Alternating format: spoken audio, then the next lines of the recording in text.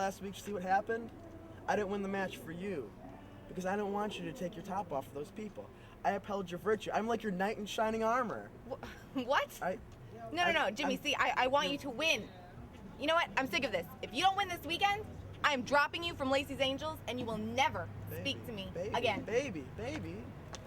Hey, get off that. Okay, Allison, okay. It's okay.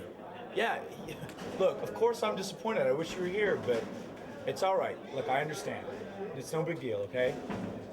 Yes, of course I'm sure. Look, I'll see you in New York. Don't worry about it. I'll take care of this weekend myself, and I'll see you there, okay? All right, don't worry about it.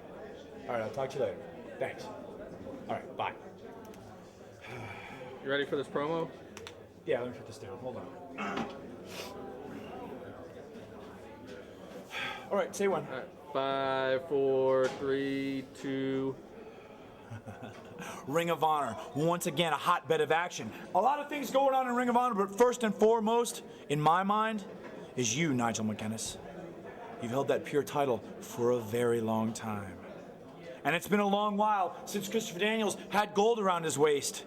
So tonight, in Dayton, Ohio, my number one priority is getting a championship belt back on my shoulder, back around my waist.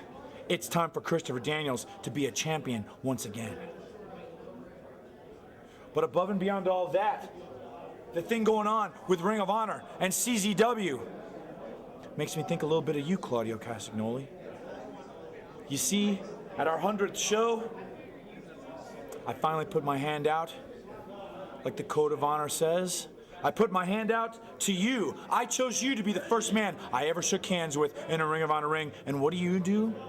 You turn your back on the company that's made you famous? Well, Claudio, you jumped right to the top of a lot of men's lists. And there's going to be a lot of people looking for you in Ring of Honor. But I want you to keep one thing in mind. When all those people are finally done with you, you still have the fallen angel to deal with. And that, my friend, that is gospel.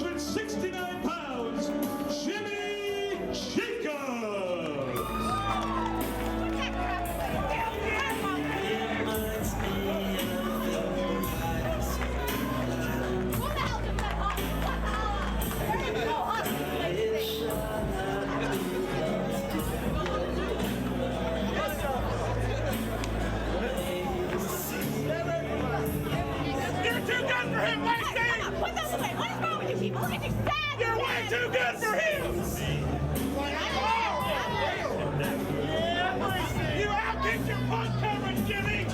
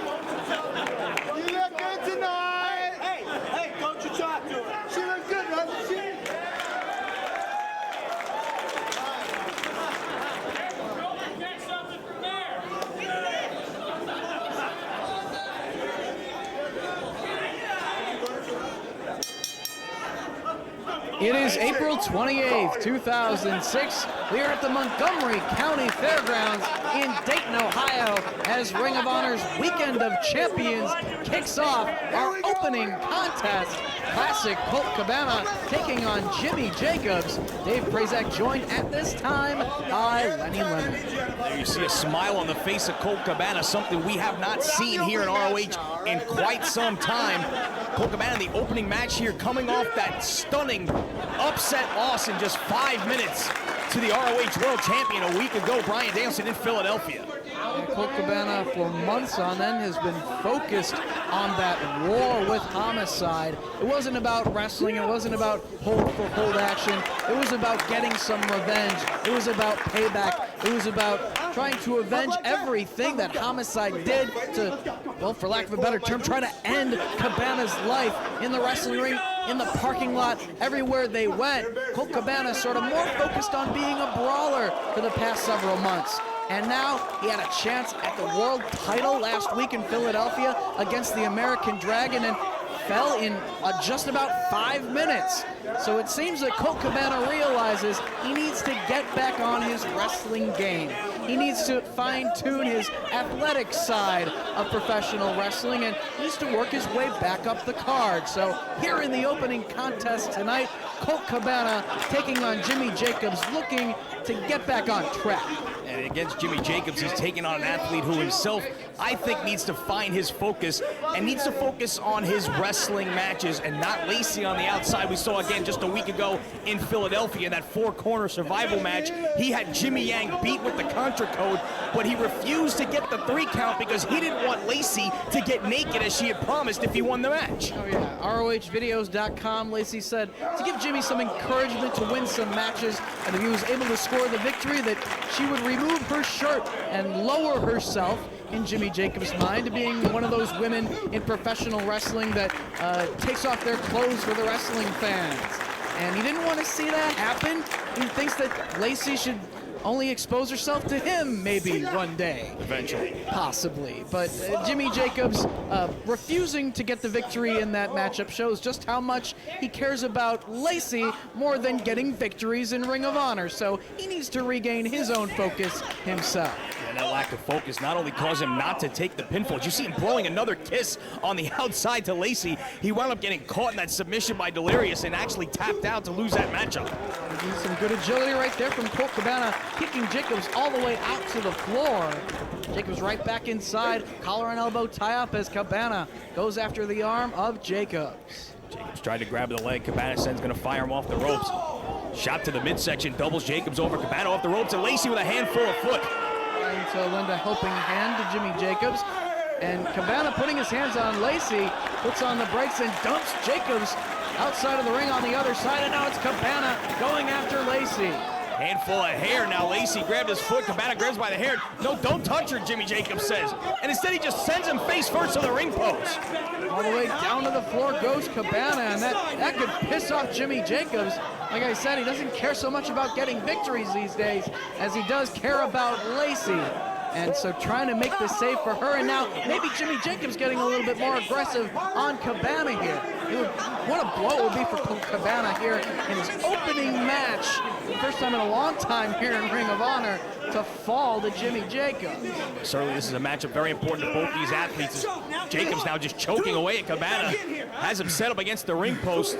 Jacobs going to the far side of the floor. Running start and drives the foot right into the side of the face of Colt Cabana. His head bouncing off the steel ring post. Jacobs in control of this matchup. Driving the elbow down across the back of the neck of Colt Cabana. This weekend of champions, all ROH titles will be on the line both nights here in Dayton and in Cleveland tomorrow evening. Jacobs right back on Cabana, pulling away at the face, referee counting. Finally, Jacobs snaps down the back of the head of Colt Cabana. Of course, Colt Cabana, master of the technical side of wrestling, likes to have some fun in that ring. See a little bit of that in this matchup thus far. But he's also a master of European wrestling as well, and needs to really regain his focus, get back on his game, and stop Jimmy Jacobs from doing those double stops. And he did just that by grabbing hold of the feet. Jacobs out to the apron, brings himself back in, and gets that double stop. One more time, right to the midsection. All the oxygen out of the chest of Cabana, covered by Jacobs. Cabana able to kick out. He knows it's all on the line right here. He needs to work his way back up the rankings here in ROH. I mean, what a disgrace it is to lose to Bryan Danielson in 5 minutes. I mean, Cabana, he's been a main eventer here in Ring of Honor. 5-minute title matchup? It just shows you what that war with Homicide took out of Colt Cabana, completely losing his focus on what's important in this business, and that is the world title. Maybe just a wake-up call for Colt Cabana, just what he needed. As right now, Jimmy Jacobs still on top after delivering 2 more double stomps to the back of Cabana in the corner, and now twisting away on the neck. Good strategy on the part of Jacobs here, giving up a lot of size to Colt Cabana, taking the man off his feet and eliminating that height advantage that he has. Working over that neck, no doubt setting up for the Contra code, but Cabana back to his feet, headbutts now to the neck. Cabana drives his posterior region into Jacobs to break free, duck of the clothesline, and goes for the Quebrada, but Jacobs one step ahead, drop kicks him out of midair, but Cabana able to kick out. So close for Jimmy Jacobs right there. Cabana able to slip out just in the nick of time. Lacey on the outside, can't believe it. Jacobs needs to stay on top of Cabana. He has the advantage, needs to stay on him. Boot to the midsection by Jacobs. Jacobs taking his time right here, blows another kiss in the direction of the lovely Lacey. Pay attention to Colt Cabana. He is a dangerous man in that ring. Yeah, he's giving him a little bit too much time to shake off the effects. Again, focusing on his manager. Notice I said manager, not necessarily girlfriend. Just measuring him now, chop across the chest of Cabana. But a shove telling him to bring it on. Another chop from Jacobs, didn't do much damage. Cabana still on his feet. I think he should try something else here. On the ropes. And one shot from Cabana, and again, sends Jimmy Jacobs down. Nice flurry right here from the Classic One. Jacobs puts on the brakes, off the ropes he goes. Gets caught with a double chop coming the other direction. Make it a second. 2 double Noga chops from Cabana. And an elbow right to the side of the head. Series of elbows now from Cabana, rocking Jacobs, winding up the big right hand. No, it's another elbow to the top of the head. Staggers Jacobs into the corner. And definitely with the momentum right here. As he goes for the, did he just say flying asshole? Big lariat, cover. How many kicks out? Jimmy, seriously, what And is wrong with you? Lacey does not look pleased. Cabana going to the outside here. Jacobs still in the ring on his back. Cabana climbing to the top as Jacobs struggles to his feet. Cabana rolls through as Jacobs makes it up to his feet, elevated. Trying to catch himself on the ropes, gets the boot. Lacey needs to see Jimmy Jacobs gain the advantage, and he does right there with the flying head scissors. Big spear from Jacobs, cover. We a near fall there. Jacobs with the bridge, only able to get 2 quickly back to the top. Oh, drop off the top cover. Once again, Cabana kicks out. Lacey's still looking very concerned. At least Jacobs is on the offensive right now. But can he follow up? Both men the worse for wear. Jacobs up to his feet first. Face lock on Cabana, who elevates him, throws him off. Walks the clothesline. Contra code countered into a backbreaker over the knee by Cabana. Defensive move by Cabana, blocking the finisher for Jimmy Jacobs. Has him up, another backbreaker. Right over the shoulder, just measuring him as Jacobs back to his feet, boot to the gut. Picks him up, powerbomb, holding press. And that's 3. Colt Cabana with the victory in the opening contest, looking to work his way back up the ranks here in Ring of Honor.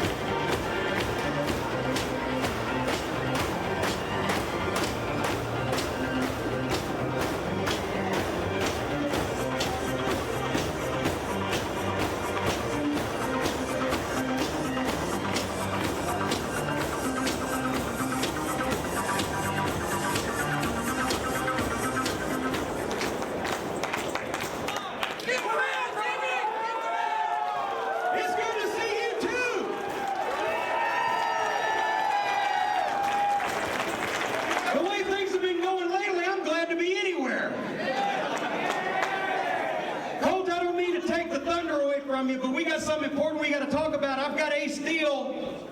We've come out here because everybody knows, especially here in Dayton, because it was, I guess, about 3 months ago that a lot of this crap with these hardcore wrestlers got started right here in Dayton, Ohio.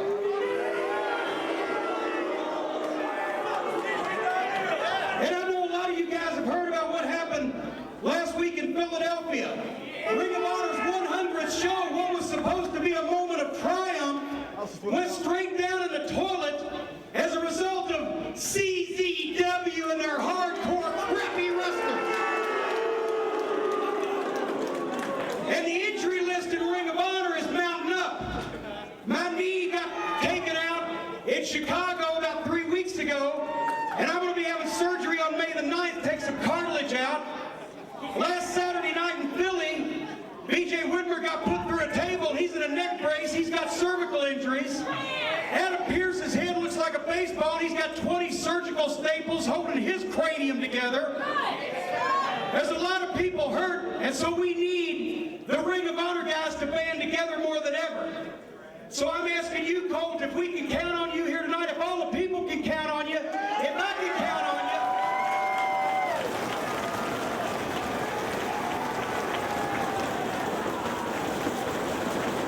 Steel is on the team. Ace is ready for a fight. Jimmy, someone's gonna die!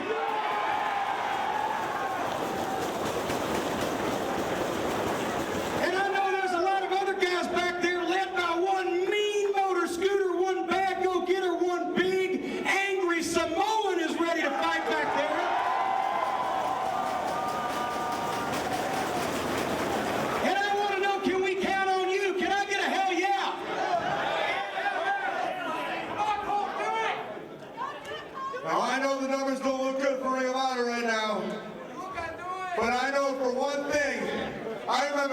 sitting in this building and watching CM Punk and Samoa Joe go 60 minutes in an incredible match when Ring of Honor's ties were down. And I know for one thing, that movement made me feel in my heart that Ring of Honor will never give up. But Mr. Cornette, I was told I got to start my way from the bottom, the opening match, and I think my duties are done here for tonight. I don't think I'm needed anymore. What?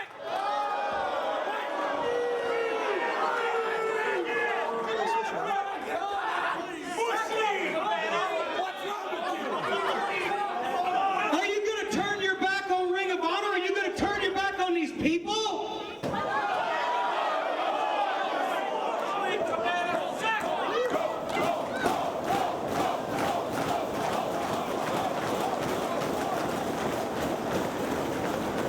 Because as commissioner of Ring of Honor, I'm not talking about asking you to stay and wrestle. I'm talking about asking you to stay and fight. Well, nowhere did it say in the Ring of Honor books, in order to get my way to the championship, that Colt Cabana can't fight. Mr. Cornette, I will be there tonight, and I will kick CZW's ass!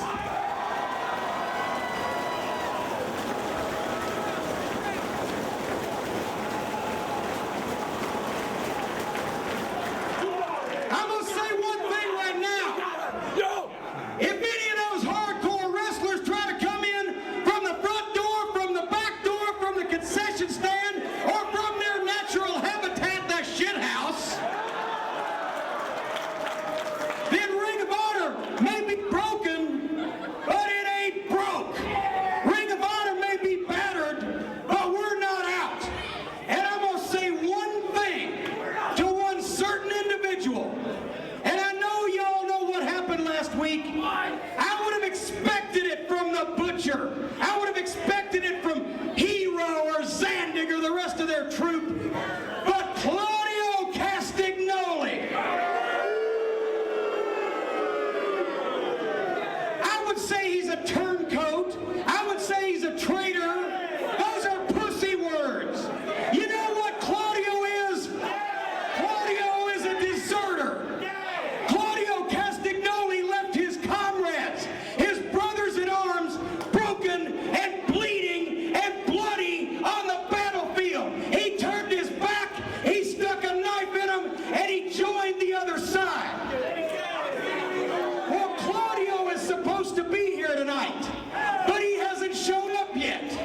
I know, yeah, that's exactly right. Only now you're knocking chickens. I know that one way or another I would love to see him breach his Ring of Honor contract. He's supposed to be here. And by God, if he's not, I'd love to send him on his way. But if he is, then Claudio has hell coming on him. Has hell coming down on him for being a deserter. Because he left his men. He drank our wine. He ate our bread. He lived with us shoulder to shoulder. And then he turned his back. Well, Claudio, I got news for you. What goes around comes around. And the heaviest thing that ever happened to you is fixed to come down on you. Because we need no help except that Ring of Honor locker room and the voices of these Ring of Honor fans. And by God, we will take care of business.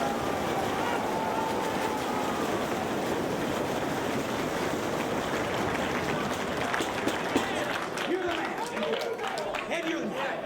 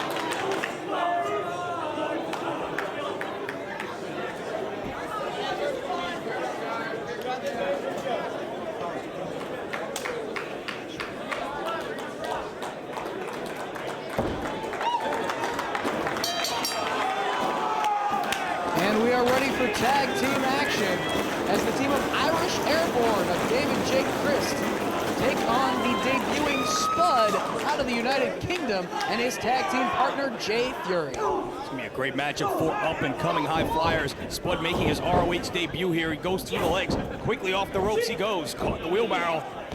Nice arm drag.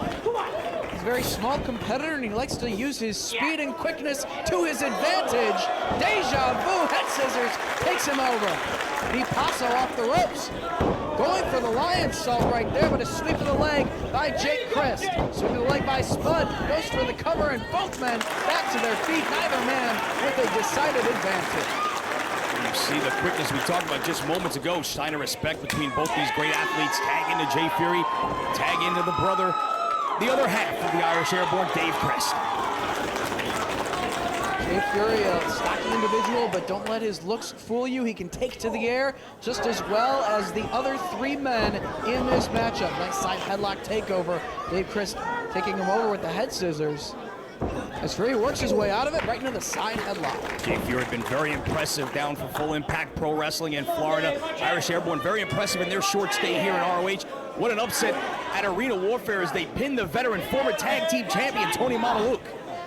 Definitely making a big impact on a high-profile Ring of Honor event in Philadelphia and looking to maintain that reputation here. Another springboard maneuver from Dave Christ into another arm drag. But right back to his feet is Jay Fury, hip toss.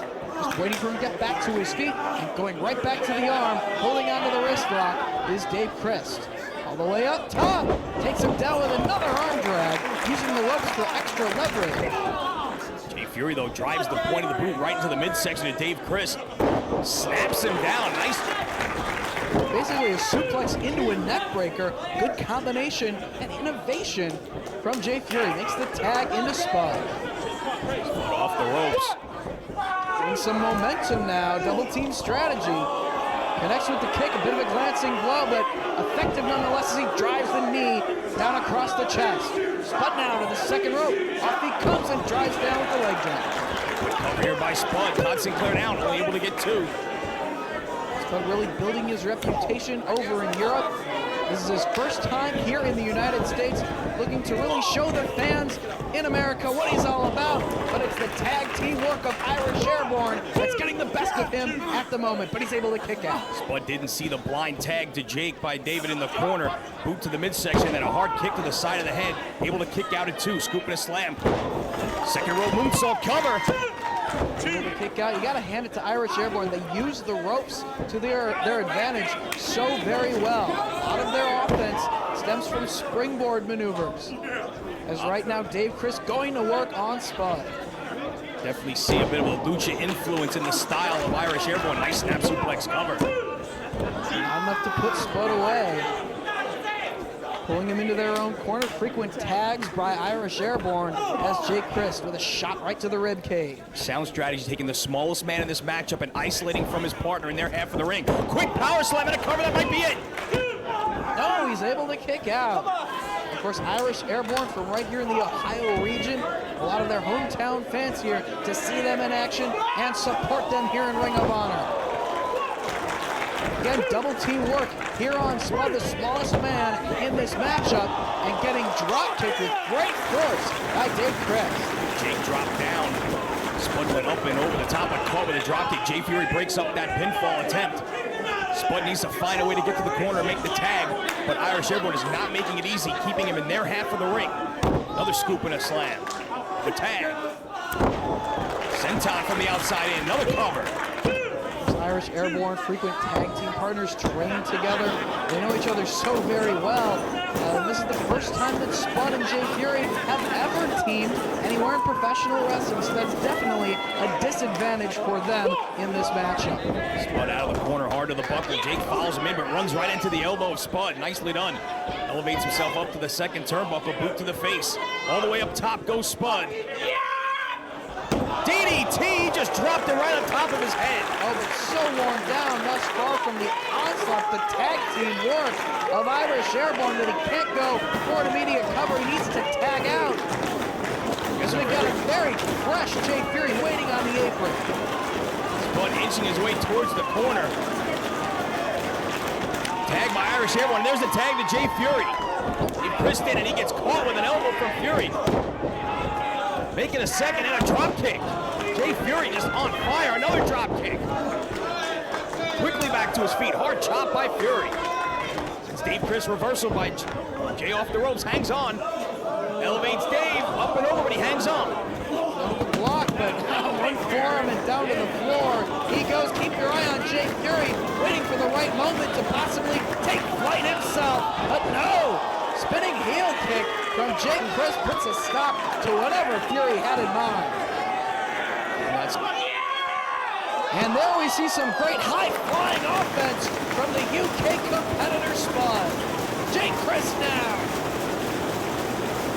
takes Spud down to the hardwood floor.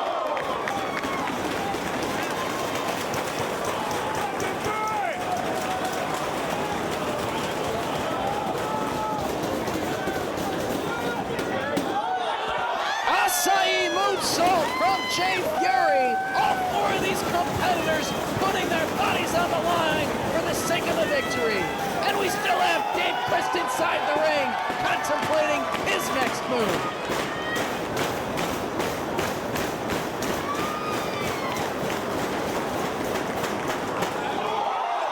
Unbelievable springboard marrow salt from Dave Chris.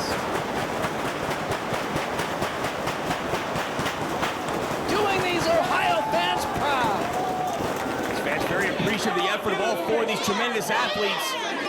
Dave fires Jay Fury back into the center of the ring.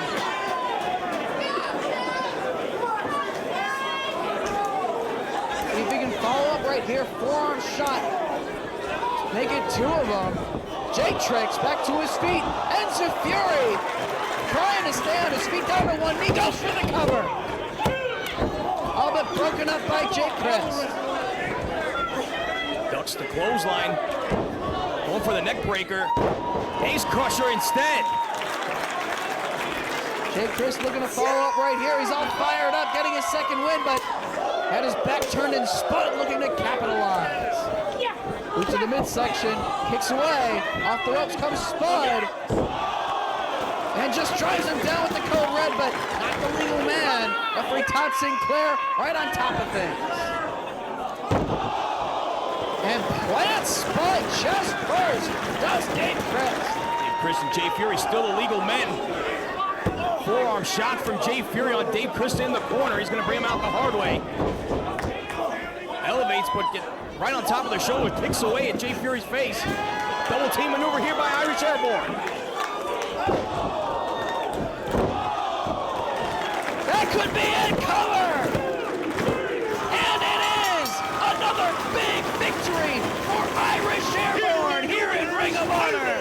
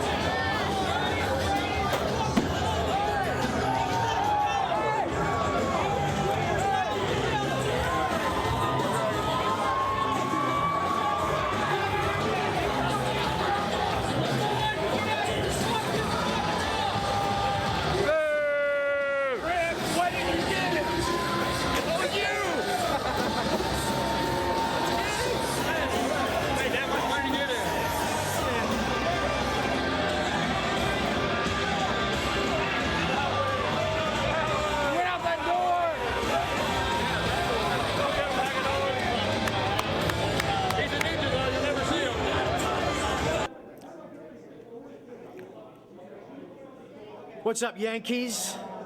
Nigel McGuinness in it to win it. Back here in the US of A. Weekend of Champions. This is the big one. This is the big one. I'm back from Pro Wrestling Noah, undefeated. Still the pure wrestling champion. Still what I've always said, the best pure wrestler in this company. Tonight is Chris Daniels, the fallen angel. Chris, you're a hell of a wrestler. But you ain't a pure wrestler the likes of Nigel McGuinness. And I'm gonna prove it when I beat you tonight. Take myself, just one step higher, one step closer to proving that I am exactly what I say. And then tomorrow, it's that clam digger Brian Danielson. There's people out there, including yourself, Dragon, who seem to think that the world title is the most important belt here. Well, I'm got no choice but to change that perception. And how do I do that? Yeah, I beat you, but I hurt you. I hurt you right here. And you know how I do that? I don't hit you with a chair. I don't put you through a table.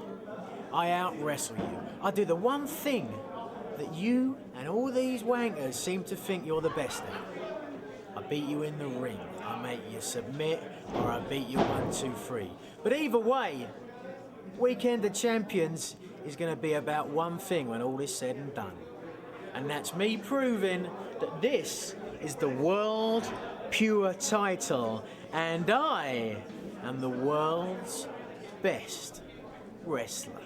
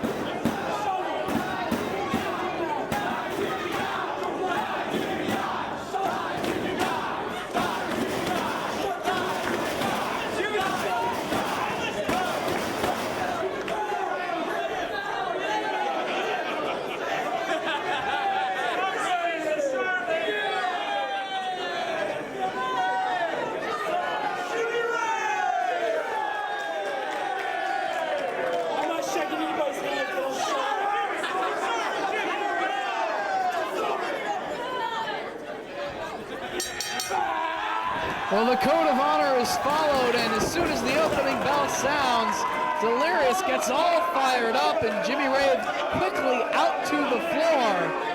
You'll notice Daisy Hayes in the corner of Jimmy Rave, conspicuous by his absence, is Prince Nana. I don't quite know why he's not here tonight in Dayton. I'll try to do a little investigation myself. You are a broadcast journalist, Dave Prazak. I'm sure you will get to the bottom of this mystery before all is said and done. Jimmy Rave, though, on the outside with Daisy Hayes. Hayes almost attacking Delirious before the start of this matchup. Apparently, she took exception to some toilet paper being thrown in her direction by Delirious. Delirious tried to get in on the TP action, had his hands on a roll and hurled it in the general direction of the Hayes and Jimmy Rave. And Daisy Hayes is a fighter herself. She ain't no Jade Chung, she's no footstool. She's an athlete herself, and she's gonna fight if need be. And she did not hold back whatsoever in attacking Delirious before this match. She's almost out there in a bodyguard type role for Jimmy Rave with Nana not here tonight. And it looks like finally we're gonna get this matchup underway. Delirious in there, Jimmy Rave makes his way back from the outside in. Nope, maybe not. Jimmy Rave right back out to the floor. Trying to get inside the head of Delirious. I don't know how smart a strategy that would be. Well, we don't know about just what the head of Delirious, what goes through it at this point in time, but Delirious, you might notice that his hand is heavily taped up as a result of last week in Philadelphia, that matchup against the American Dragon Bryan Danielson, where we do have a new ring here in ROH, and the ring post a little bit jagged on top as they were climbing up top, and he tried to get his balance on the top of the ring post, and the steel actually sliced his hand severely, and therefore it is taped up. But Delirious, quite the fighter himself, still in action this weekend despite that injury. Got a few stitches in there, taped it up, and he is ready to go. This matchup very important as far as moving up the rankings into the top 5 here in ROH, and he was not about to miss this matchup here in Dayton. Of course, Delirious was on the verge of potentially losing his spot here in Ring of Honor, but finally got that first singles victory against Ricky Reyes back in Chicago, and looking to really make an impact here in Ring of Honor in subsequent weeks. Followed it up in Philadelphia, winning that 4-corner survival we talked about earlier. Jimmy Jacobs losing his focus, refusing to pin Jimmy Yang, caught and made to tap out by Delirious in that matchup. Getting a little hesitant to tie up, and Delirious, still a little bit worried about that hand. Needs to make sure that Jimmy Rave does not go after that particular body part. That is a weakness on Delirious in this match. But Delirious can definitely take his opponent off guard if need be. Takes everyone off guard. As the head scissor applied on Jimmy Rave after the side headlock takeover. Hayes on the outside. Jimmy Rave trying to work his way out of the head scissors, rolls back, and breaks free into the side headlock. He goes. Nice escape on the part of Rave, controlling the side headlock right in the center of the ring. Really cranking down on it. Delirious trying to fight his way up to his feet, and does. Forearm shot to the rib cage of Jimmy Rave, backs him into the ropes. Delirious sends Rave off rope. Shoulder tackle, neither man goes down. To the midsection though, and Rave back to the side headlock on the masked man. Spilling quite a bit of blood, not only from his hand last week in Philadelphia. Delirious really showing what he's made of. And Delirious off the ropes. Rave drops down, up and over goes Delirious. Hip toss attempt blocked by Delirious. Spins through, rolls him up. Rave though floats through. Delirious through the leg. Neither man gets the advantage, and another quick side headlock takeover takes Rave off his feet. and showing he's not just unorthodox and a weirdo, he's also a great wrestler, as he was just one step ahead of Jimmy Rave on that exchange, and now has that side headlock down on the can. Also has the tassels from his mask, I believe, in the mouth of Jimmy Rave there. Rave trying to use the mask to his advantage, try to pull Delirious back to his feet, and send him off. The midsection by Rave, catches him coming off the ropes. Goes behind. Nice head scissors, though. Nice reverse, looked like Rave was going for the belly to back. Delirious able to reverse it into that head scissor takeover. Rave's back on his feet, and Delirious took too much time before charging into the corner in the haze with a kick to the side of the head of Delirious. And that sends him out to the floor. Actually, Dave, I think she got him on the hand and crashed it into the ring post there. You see Delirious shaking his hand there. I know your view is a little bit obstructed there, but it looked like she caught him right on that injured hand. And Jimmy Rave is going right after it on the outside, slamming it into the guardrail. Well, without a doubt, the Embassy has done their homework, and we know that injury is something to go after on Delirious here tonight. And yeah, that's exactly what he's doing. Grabbed hold of that injured hand and drove it into the steel barricade. Sound strategy, as you said, on the part of Jimmy Rave here. Once again, just driving that hand over the barricade, cranking down on it. Gotta be careful, those stitches are still very fresh. Could very easily break them open, and there could be blood pouring out of that hand at any second. Delirious makes his way back to the ring, but smartly Jimmy Rave staying right on top of him. Kicking away on Delirious, trying to keep him down on the canvas. Going after that hand once again. Has that arm trapped between his legs, cranking down on the fingers. See the pain etched on the face of Delirious through that mask. Keeping the arm down on the canvas and stomps away on that hand. But Delirious trying to fire back into shot to the midsection, but Rave back on top, and again slamming the hand down into the mat. Be very aggressive here now that he has the advantage on Delirious, doing the smart thing and not giving Delirious a chance to catch his breath. Staying right on top of him, picks him right back up. Hammerlock position. Rave goes behind, belly to back, keeping the arm in hammerlock position, driving that hand right into the canvas, covering Delirious, able to kick out. You gotta wonder what Jimmy Rave's strategy might be to try to earn the victory in this match. Focusing on the injured hand, could he be going for just a submission, applying a maneuver to the hand of Delirious? He's fighting away at the midsection, gives himself a little bit of time. Rave elevated up and over, but lands on the apron, grabs the mask and yanks him right down. And stomping right on the hand again. He is focused. Gotta hand it to Jimmy Rave. He's relentless and staying on the weakness of Delirious. Delirious trying to cover up and keep that hand away from Rave. It's just self-preservation at this point, trying to keep him away from that hand. Rave in the mount position on top. Very close to the ropes again. It was always pulling away at the tape. That protective bandage covering up the stitches of Delirious. Rave pulling away at it. Without a doubt, not only just stomping away on the hand, he wants to take those bandages off in order to undo those stitches and force that hand to become a bloody mess 2 weeks in a row. Chop to the chest by Rave. As that hand draped over the rope, pulling back on it. Again, trying to rip at that tape. Forearm to the back by Rave. Delirious in the corner, caught with the right hand to the top of the head. And again, Rave right back to the right hand of Delirious. Referee Jason Harding trying to issue the warning here. Thankfully for Delirious, the bandage has not been fully removed from his hand. But again, Rave just driving it into the turnbuckle repeatedly. Hard right hand, he just punched the right hand of Delirious as it was resting on the turnbuckle as hard as he possibly could. And then right back to it again. Could we see a submission out of Delirious here? I mean, how much damage can his hand take during this matchup before he just has to give it up? Harding right there checking on, asking if he wants to give up. Trying to fight his way out of this position as Rave has him grounded. Again, trying to tear the bandages off of the hand. Delirious struggling, trying to get to his feet, but again, Rave drives the boot right into the open hand. Back to his feet. Side Russian leg sweep by Rave. And keeping him grounded once again and in a position where he can grab hold of the hand, and there's not much Delirious can do to fight his way out of it. That entire arm is at the mercy of Jimmy Rave. Using that near leg to crank down on the neck as well. Tremendous pressure put not just on the wrist as he pulls down, but on the shoulder as well. Crucifix here, another near fall. Right back to his feet. Well in control of this matchup. Took some time to mouth off to some of the fans here in Dayton. Stop to the side of the head of Delirious. You know, the fans have really started to get behind the Masked Man as of late, as they were looking forward to him trying to get that first singles victory. He finally did it. Looking for him to work his way up the card here in Ring of Honor.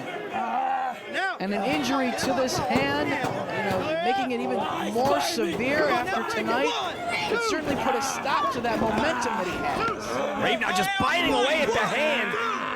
Referee needs to get in there. Completely illegal on the part of Jimmy Rave. Driving the elbow into the hand as well.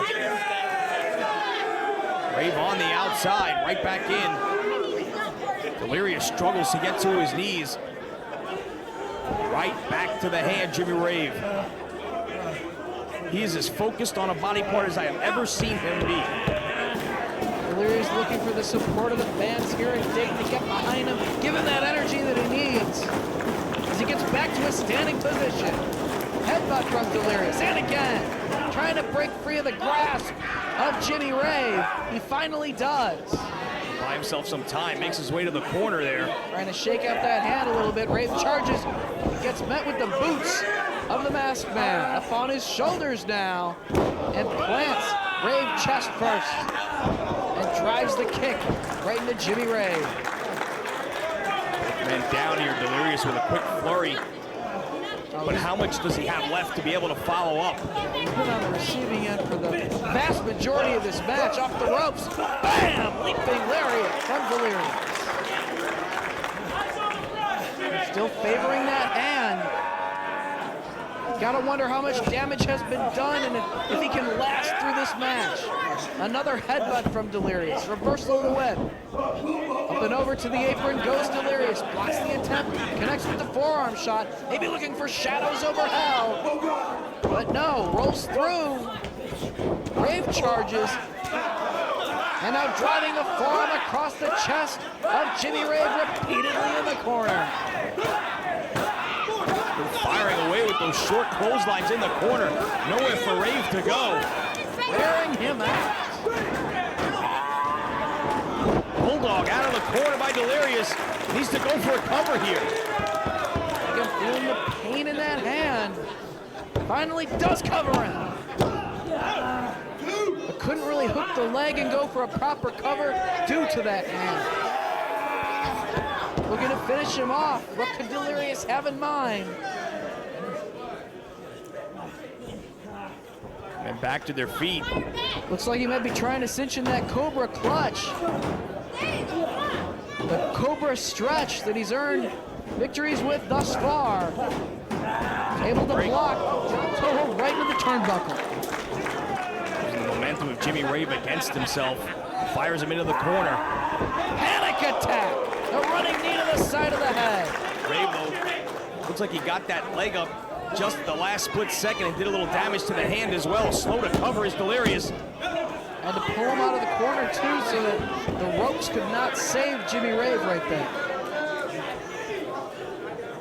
Both men showing the effects here. Delirious back to his feet, looking to follow up. But Rave with a boot to the gut. Off the ropes he comes.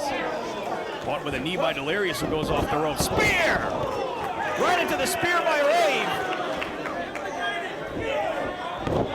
Gutbuster. And a DDT by Rave. Cover! Delirious able to kick out.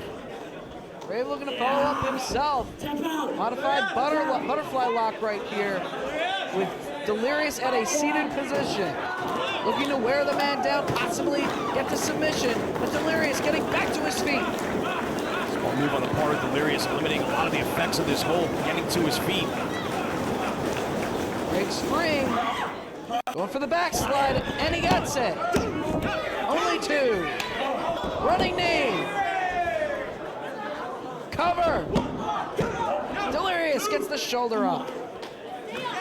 Back and forth, both these men go. Neither man able to put the other away here. Delirious definitely at the disadvantage due to the injury as Rave chops away at the chest. Second hard chop and another knee to the midsection of Delirious. Off the ropes, but Delirious followed him in, connects with the elbow. Off the ropes again, driving both feet right to the jaw of Jimmy Rave. Gonna tie him up. Looking for the Cobra stretch. Can he get it? Can he get the submission right here out of Jimmy Rave? Can he choke him out? Has he had enough? Jason Harding getting in there. And a chair into the ring. Hayes threw the chair and then climbed the ropes to the other side. Big splash off the top. Right down onto that hand of Delirious, but the referee didn't see it as he was worried about getting the chair out of the ring. Daisy Hayes playing that numbers game that the Embassy is so good at, even without Prince Nana here. And Ladies and gentlemen, the 15-minute time limit has expired. This match is ruled a draw. And just as the action was heating up, the bell has rung. A 15-minute time limit draw between Jimmy Rave and Delirious. He had him in that Cobra stretch. Daisy Hayes trying to help Jimmy Rave get the victory, but the time limit has run out.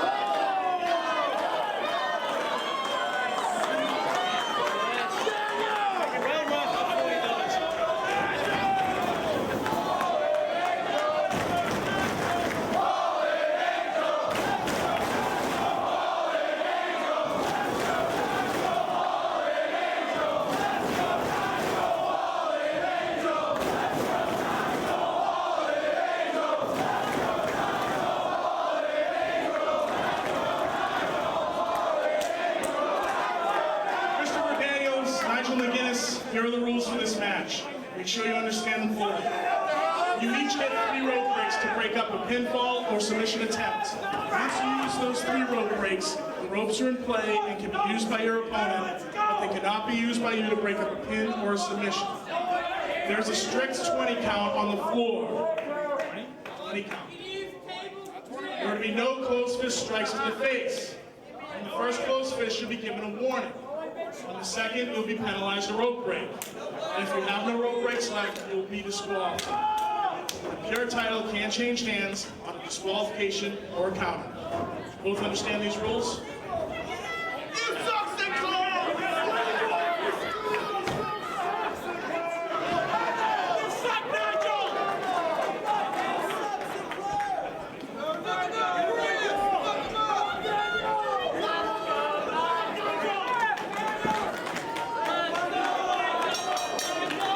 We have the opening bell of the first title matchup here on the Weekend of Champions. All 3 of the Ring of Honor titles will be defended on both nights here in Ohio as the Ring of Honor Pure Champion Nigel McGuinness shakes hands and follows the Code of Honor with the fallen angel Christopher Daniels. I mean, it was Daniels on the very first Ring of Honor show refusing to shake hands and follow the Code of Honor, feeling that he was above doing so, only for the 100th show to kick off with Daniels finally shaking hands, and shaking hands with Claudio Castagnoli, of all people, who turned his back on Ring of Honor later on that evening.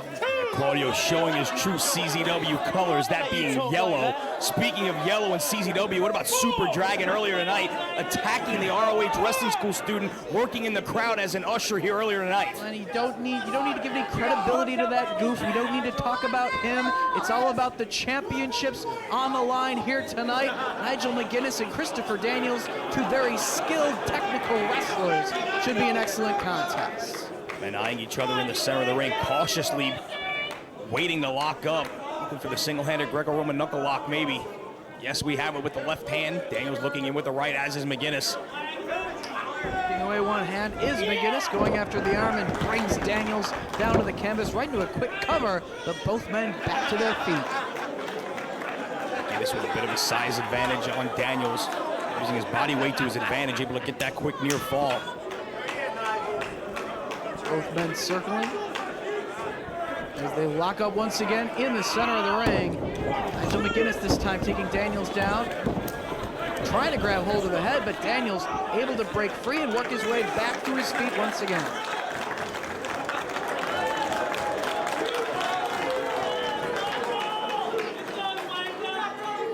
And hearing it from the crowd here in Dayton. Circling each other in the center of the ring one more time. An elbow tie up. Daniels controls the arm of McGuinness. Arm drag and twist. Controlling the wrist of McGuinness. Sinclair looking on. McGuinness rolls through. Nice reversal, grabbing the wrist of Daniels, who quickly counters.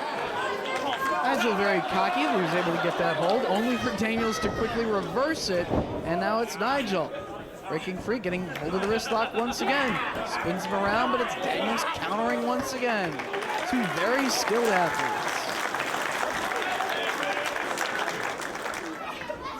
Snapmare by McGuinness brings Daniels down to the canvas, trying to keep hold of the chin lock, but Daniels back to the wrist lock, with himself in a standing position. Nigel back up. Daniels still controlling the wrist of McGuinness, turns through one more time. Front face lock by McGuinness. Quickly reversed again by Daniels.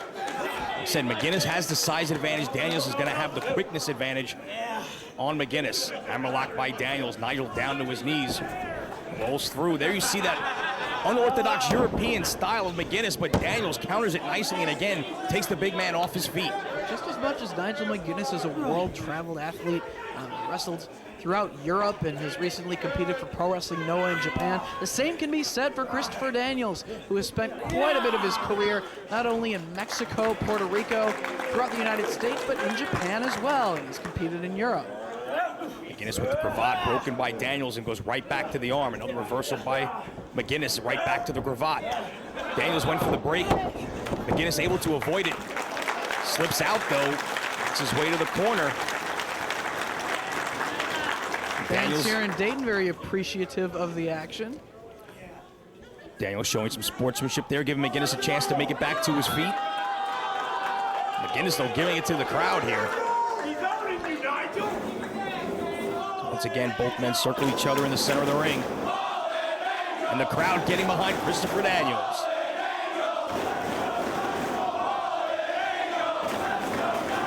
But Nigel with his share of supporters here in Dayton as well. Both men lock up in the center one more time. Trying to drive each other to the corner. Quick thrust there by McGinnis. Maybe caught Daniels in the eye, gained the advantage. Takes out the leg and gets a near fall. He did whatever it took to get the advantage right there. He wasn't able to get the advantage with the collar and elbow tie-up, so possibly going after the eye of Daniels as he's still grabbing hold of that eye. See Daniels having trouble seeing out that eye. McGinnis with a series of quick covers, driving the forearm into the face.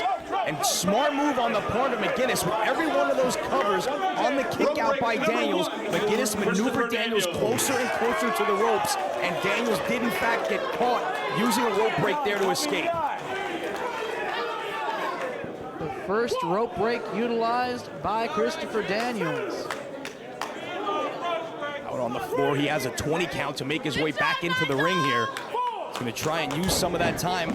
There he breaks the referee's count, still favoring that left eye. Of course, if Nigel McGinnis spends too much time out on the floor, the title, the Pure Championship, can change hands on a count out. As Daniels working his way back up on the apron and back inside the squared circle. Then circle one more time. Oh, now McGinnis just mocking Daniels after he poked him in the eye. Collar and elbow tie up in the center. Snap there by Daniels. Right to the rear chin lock. Trying to keep McGinnis grounded, really cranking away on that rear chin lock. McGinnis moving himself back towards the center of the ring away from the ropes. Trying to take that temptation of the easy rope break away. Back to his feet, but Daniels cranking back down on that rear chin lock, drives him back down to the canvas. Resting away on that neck. You know, Christopher Daniels likes to utilize the last rights, which does do damage to the neck of his opponent, as does the Angel's wings, and he snaps the neck. Curt Hennig style. Got a real press, but not hooking the leg, able to kick out. Snapping away on the neck there, cranking down. McGinnis feeling the effects. One more time, Daniels focusing on the neck of McGinnis, chopping away at the back of the neck now. Picks the big man back up, men on their feet. Daniels goes behind with a belly-to-back suplex, driving the back of McGinnis's head right into the center of the canvas. Daniels in control, goes for the cover. Nigel able to get his shoulder up, goes for another cover. Again able to get his shoulder up, and with each cover, driving that forearm across the side of the face. And now trying to tie him up here and get the submission. That's Sinclair right there. McGinnis maneuvering his way, looks like maybe towards the ropes to force the break. And try to force him to utilize a rope break, and that's exactly what McGinnis does. One rope break apiece thus far utilized in this matchup. Still going back to work on the neck is Christopher Daniels. Very confident. Mark of a veteran, once you have an opponent in a bad predicament, you focus on that body part and stay right on it. That's exactly what Chris Daniels is doing. McGinnis in the corner, caught with another forearm right to the side of the head there and the back of the neck. Brings him out of the corner. McGinnis, though, puts on the brakes. Daniels runs into the elbow. Headstand in the corner by McGinnis. Not able to connect with that kick that he likes to use, but does connect with the kick to the back and drives him down to the canvas with the elbow, only for a near fall.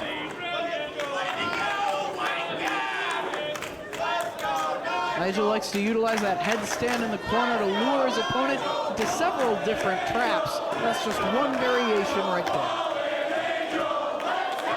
Crowd starting to get into this one again as Daniels is driven shoulder first into the turnbuckle. Nigel likes to work over the arm and the shoulder of his opponents. And that's exactly what Body Party seems to be going after against Daniels right here. elevates him and tosses him overhead, doing more damage to that shoulder.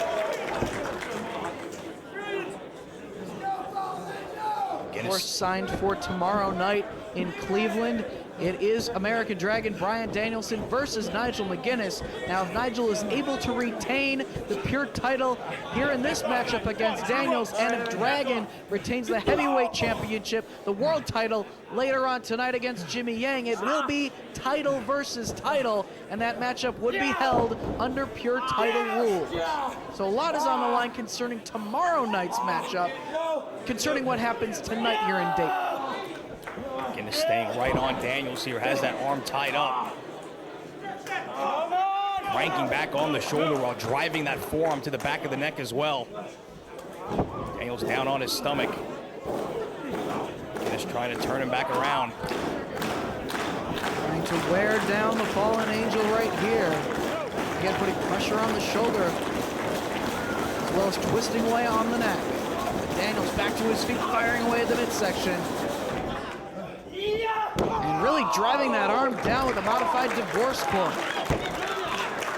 Daniels grabbing at the elbow, the pain on his face. McGuinness smartly right to the arm, drops the leg right across it. Has it barred.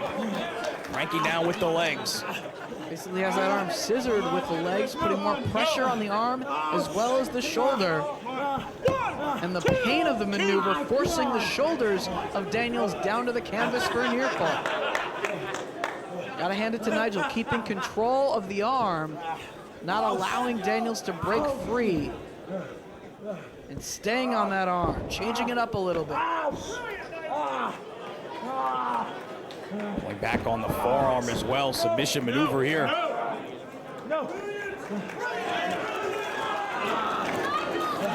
Really wrenching down on that arm. Daniels trying to maneuver his way out of it. Very close to the ropes here. You'll notice Nigel applied the hold, not necessarily in the middle of the ring, maybe entice Daniels to go for a rope break, but he's turned it around on him without having to use one into a half crab. Really cranking down on that leg, but you got to wonder how effective the maneuver is going to be with all the damage done to the elbow. How much strength does he have pulling back on the leg of McGuinness?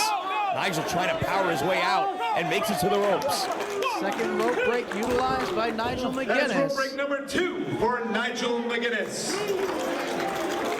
Big forearm across the back from the fallen angel. Forearm shot now to the jaw. 3 in succession. Into the side headlock, but Nigel back to work on the arm, driving it down to the mat. World of hurt on the face of Christopher Daniels right there. Tremendous piece of defensive counter wrestling there by McGuinness. And again, right back to that arm. Also using that leg for extra added pressure. Forearm across the nose. And just raking the forearm repeatedly across the nose. Just trying to punish Daniels there at that point. Just adding insult to injury. He's got the man worn down. Daniels looking for the support of the fans here in Dayton.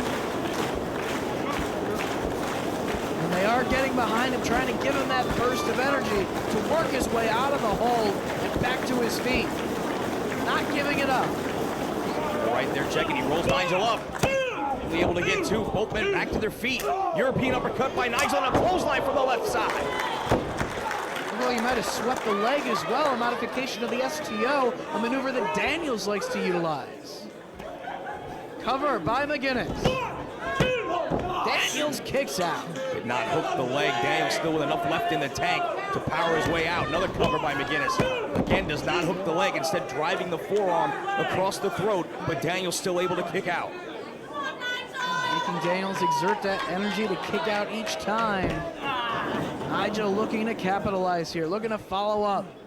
Pulls the fallen angel into the corner. Wrapping that arm around the top ring rope, trying to apply more pressure and do more damage.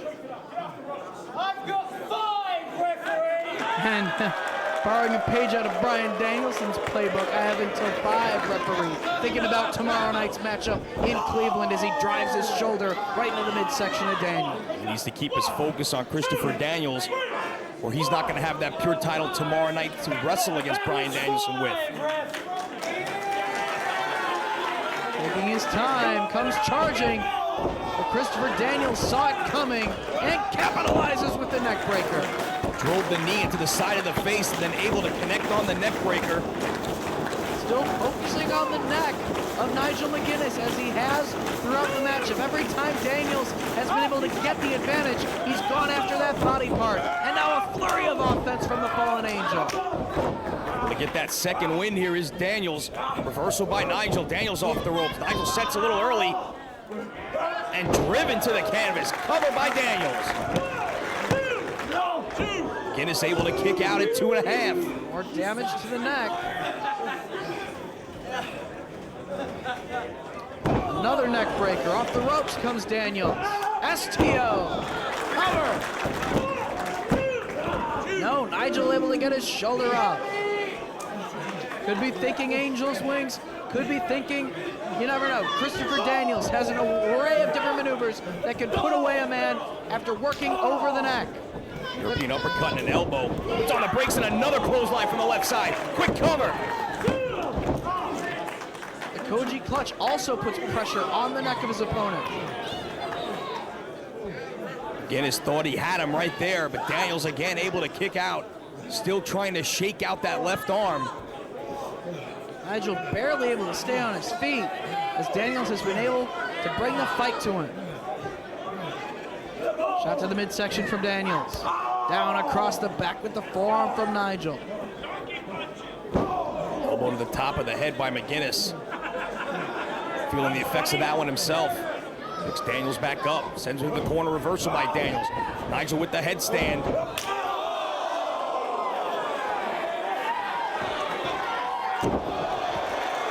Death Valley driver around the corner to cover. So close. Well, that's another way to counter the headstand trickery of Nigel McGuinness. Was able to get him up on his shoulders and connect with a high-impact maneuver, the DVD, but it's not enough. Daniels feeling it here. Turns him to the corner. Might be looking for the best moonsault ever here. He's got Nigel on his back. Nigel moves out of the way. Daniels lands on his feet. European uppercut. Avoids the second one, went for the roll-up, but he hangs on the ropes and then plants him face first. Can he go for the cover? He does. Oh, so close. Failed to hook the leg, and McGuinness able to get out. Shinnomaki locked in. Nigel trying to work his way back to his feet, though. Smart move on the part of McGuinness with his height advantage. That takes away a lot of the pressure of the hold. But the back heel trip by Daniels sends him down to a knee. He's really cranking it in here. Nigel! Come on, Nigel! 1, 2, 3.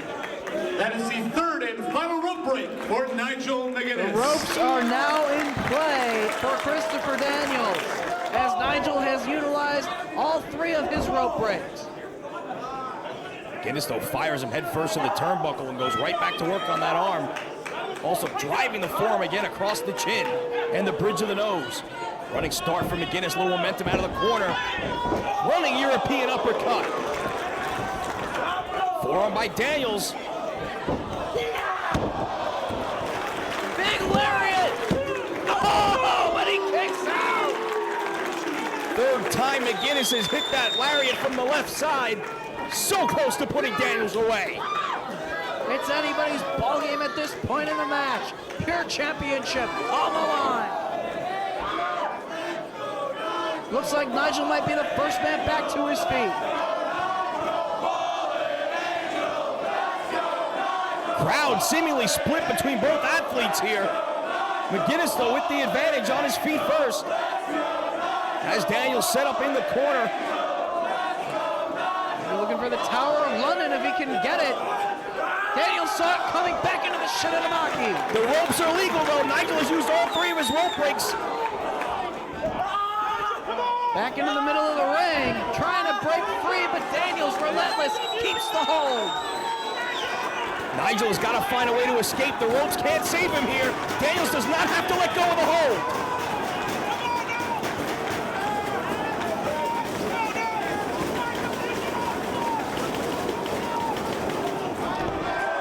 his momentum, and both men through the ropes and all the way out to the floor. The ropes could not save McGuinness, so he used his momentum to send himself and his opponent all the way outside. Sinclair now applying the count on both athletes on the floor. Pure title rules, you have a 20 count to get back into the ring. Title can change hands on a count out. Could we see Christopher Daniels win the championship here tonight if he can beat McGuinness back inside the ring before the count of 20? Both men struggling even to make it to their knees. Back up. Trying to get back in the ring is Daniels, but Nigel puts a stop to it and delivers the European uppercut. Daniels trying to stay on his feet. Another solid forearm. Oh, but Daniels fires back on McGuinness. Boot to the midsection, and another European uppercut. Todd Sinclair still counting in the ring as they're trading.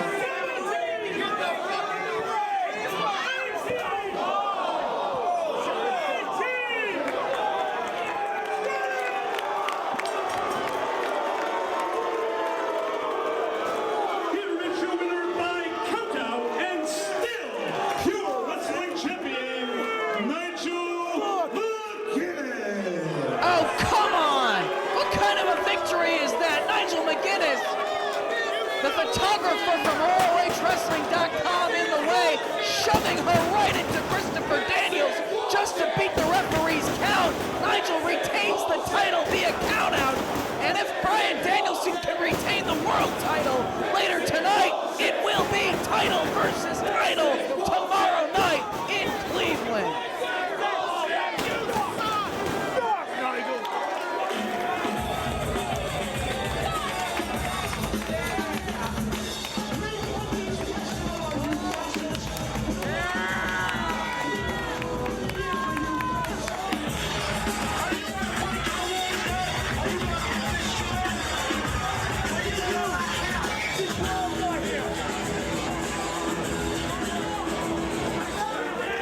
Dave Prazak here at Intermission in Dayton, Ohio.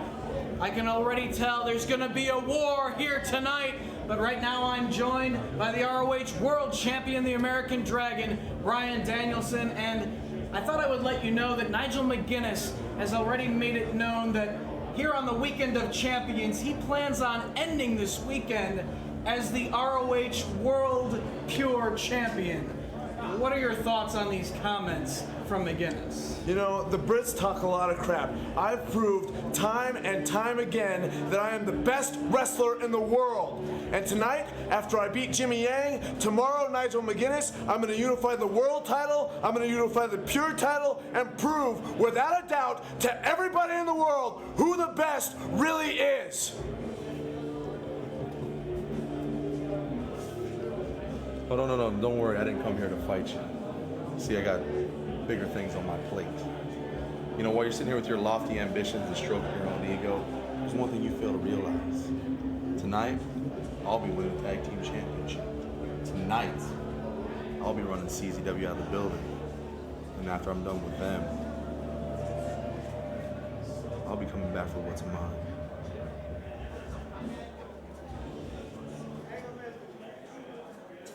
A lot of tension in the air here tonight in Dayton. Big second half still to come.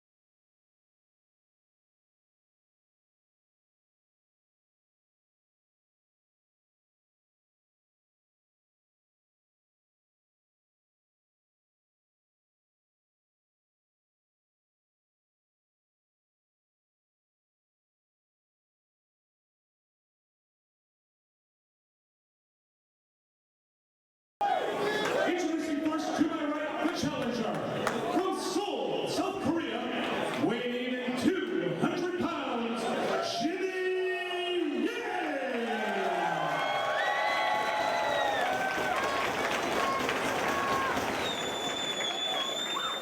To my left, from Aberdeen, Washington, weighing 185 pounds.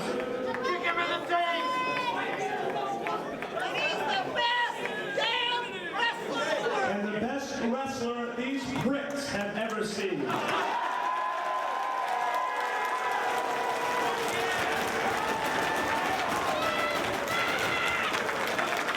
He is your Ring of Honor World Champion, American Dragon, Bryan Danielson!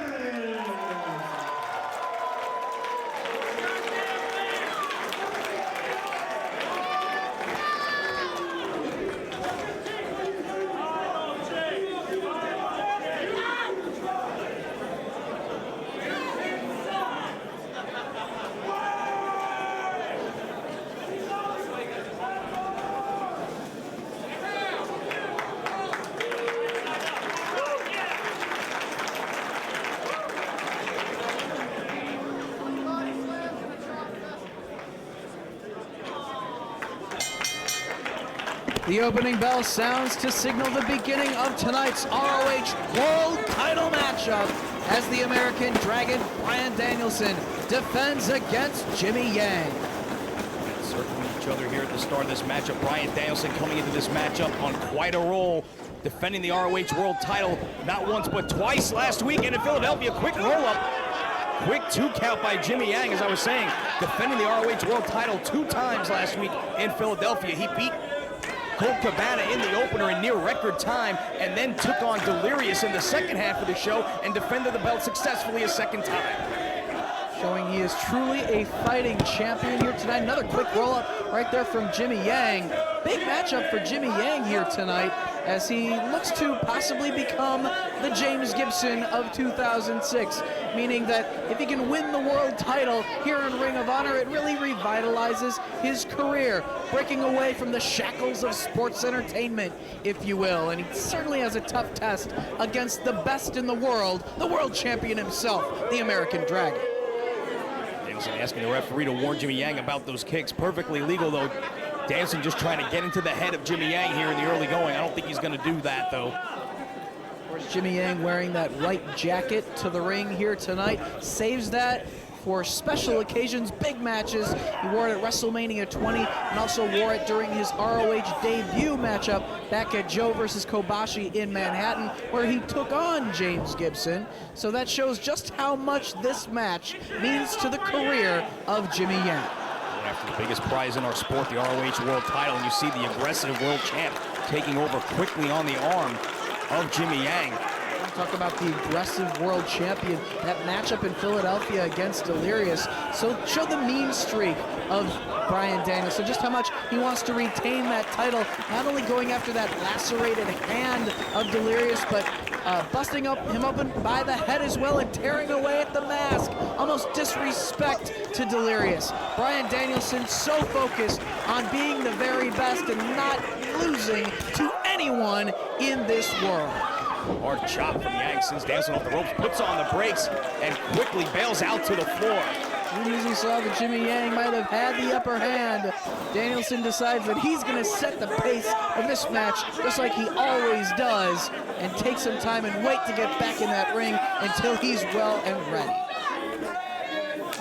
There you see the welted chest immediately starting to bubble up again on Bryan Danielson. It doesn't seem to take very long, as ever since those epic battles with Roderick Strong and chop after chop from Roderick across that chest blistered and bloodied Bryan Danielson, it never ceases to amaze how quickly that chest gets injured again. And Jimmy Yang, a very great striker as well. He's also been pulling up on his martial arts ability. He's been training under Bruce Leroy, better known as Ty-Mac from Barry Gordy's Last Dragon. My boots, prick. Mouthing off to some of these fans. He sets the pace of this match. He doesn't let anyone tell him how to wrestle, but yeah, Jimmy Yang and Bruce Leroy really teaming up together training-wise as of late. As he's got the side headlock now on Bryan Danielson. starting to crank down. Danielson, center of the ring, trying to find his way out. Side headlock takeover by Yang. Head scissors by the champ, and Yang quickly kicks out. Back to his feet. Another side headlock takeover. Blocks the attempt at the head scissors, does Yang. Keeping hold of that side headlock, but Danielson back to his feet, sends Yang off. Shoulder tackle takes the champion down. Jimmy Yang off the ropes, but just as he was trying to sweep the legs of Yang, he realized that Danielson was down on the canvas and grabbed hold of the side headlock. Danielson trying to make his way back to his feet as Yang again cranks down on that side headlock. Back into the ropes and sent off. Leapfrog by the champ. Goes for the hip toss, blocked by Yang. Delivers a hip toss of his own. Went for the cover. Danielson trying to kick out. Able to do so at one. Another quick side headlock takeover by Yang. Gotta hand it to Jimmy Yang. He seems to be on his game here tonight, going after the World Championship. Danielson trying to get that head scissors once again. But Yang trying to fight it off. Danielson finally gets it. Danielson turning into Yang and driving the elbow into the rib cage in the small of the back.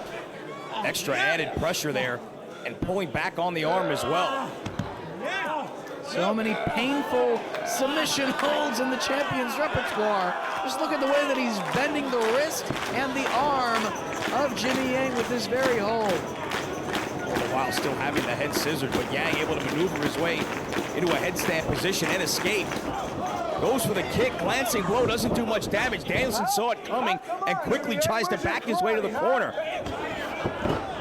Goes for the flung, but again, Danielson quickly escapes, gets his way out of harm's way.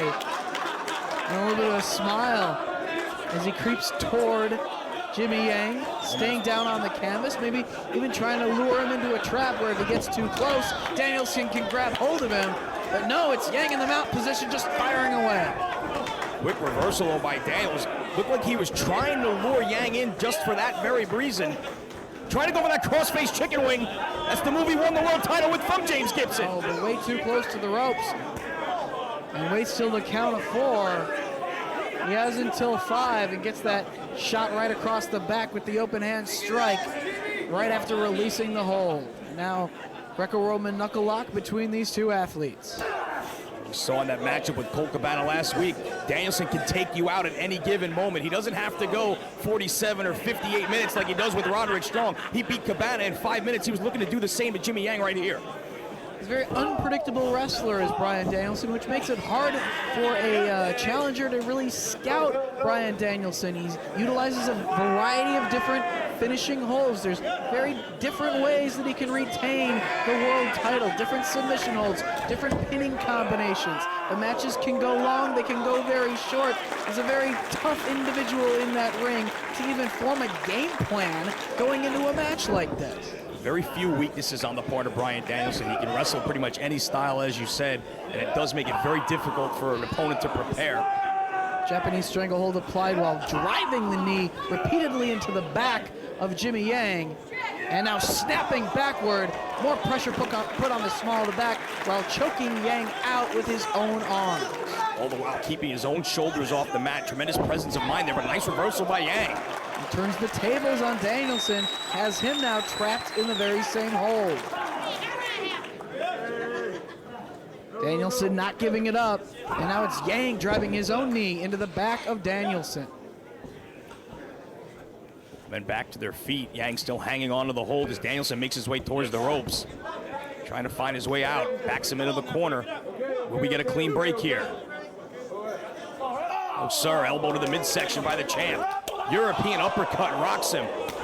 But Yang fires right back with a chop to the chest. And Danielson with a European uppercut. It's starting to heat up, and he goes right to the eyes. Yang not being intimidated every single time. Danielson hit a high-impact uppercut. Yang fired right back.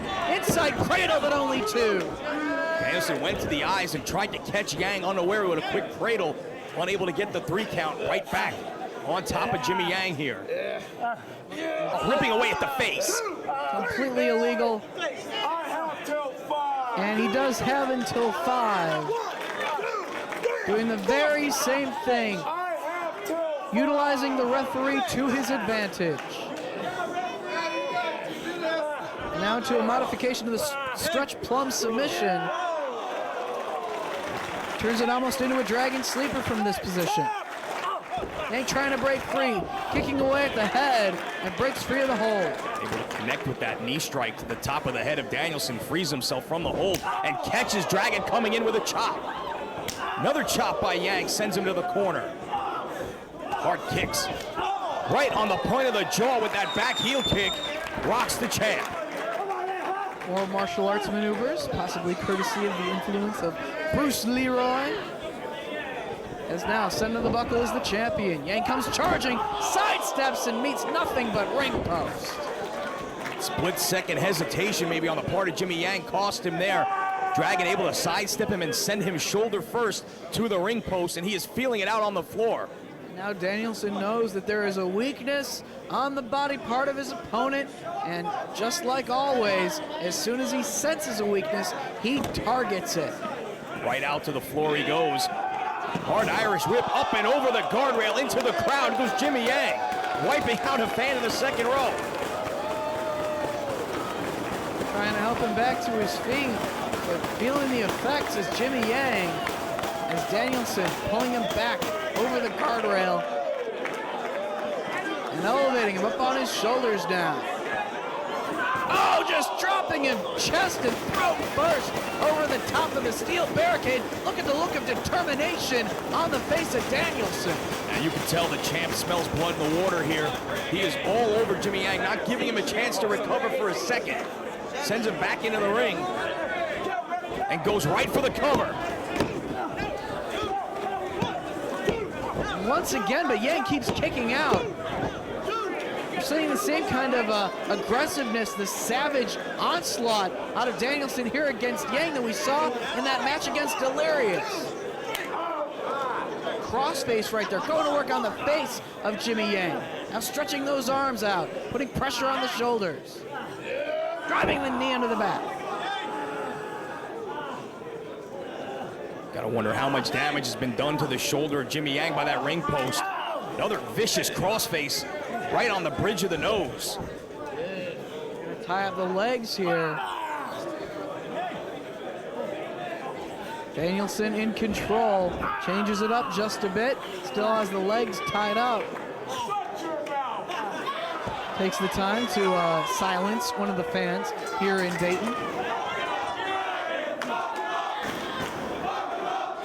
And despite his attitude, some of the fans particularly like the attitude, the aggressiveness of the champion, as now he's got Yang trapped in the bow and arrow. I don't know if it's so much that they like his attitude, but they appreciate the skill and the grace that he carries the world title with, and he is very close to putting Jimmy Yang away right here. Right into a cover goes Yang, oh, but only two. Dragon quickly behind him, though. Yang into the corner. Shoulder block to the small of the back by the champ. Driving that elbow into his back. Right below the base of the neck. And again, right to the face. Despite the cocky attitude of Bryan Danielson, you have to admire the aggressiveness of a champion that really will do everything in his power to hold on to the title, to represent this company as the very best in the world.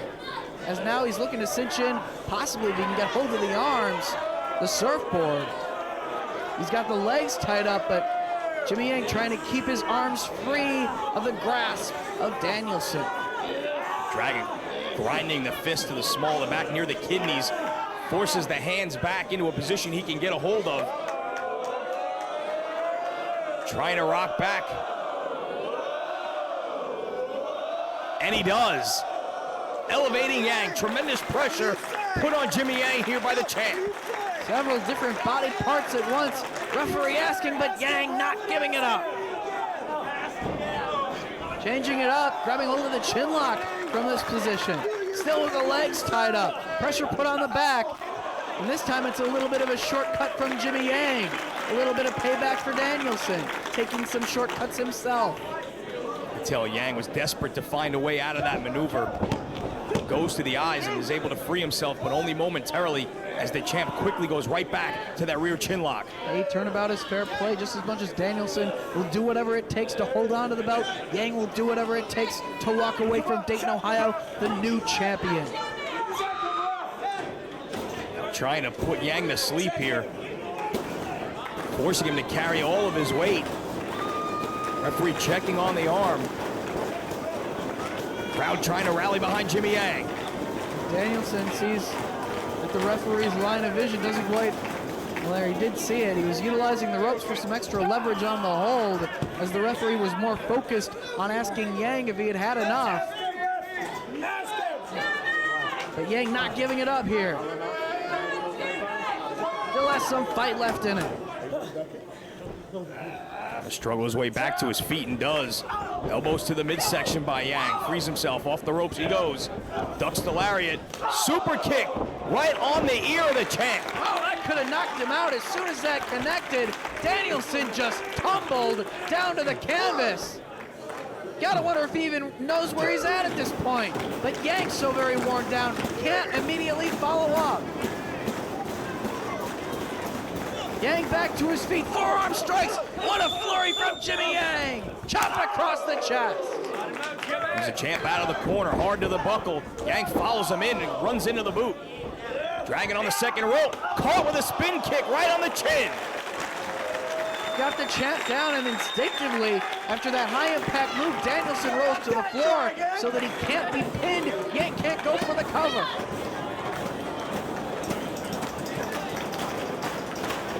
Yang taking a chance and connects with the baseball slide drop kick.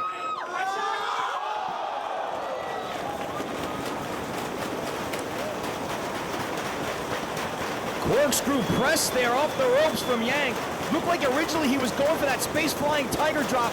Danielson looked up at the split second before Yang was about to make his leap and saw him coming, moved out of the way, and instead Yang was forced to hit the drop kick through the ropes, and then that corkscrew press doing more damage on the outside. Yang, one step ahead, was able to change his game plan at the last split second and still connect with the high impact move. Roll up by Danielson, only two. Back to his feet, small package. Again, only a near fall. What a kick from Jimmy Yang. Oh, he connected full force on the side of the head, cover. Danielson with the shoulder up. Yang needs to follow up here. Maybe getting him in position for Yang time. He says it's over. Yang up top. Nobody home. Danielson moves out of the way. Cattle mutilation. Can he get it? He does.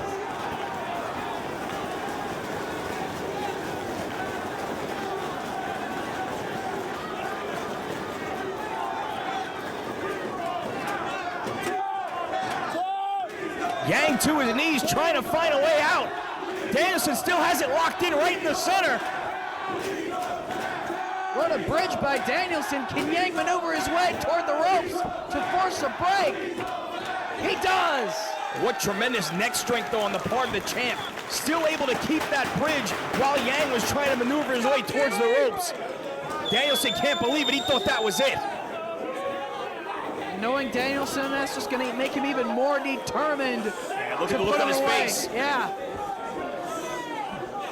So focused on retaining the championship here tonight. Places Yang up top. Known for the top rope, belly to back superplex. Can he get it? Or can Yang fight out of it?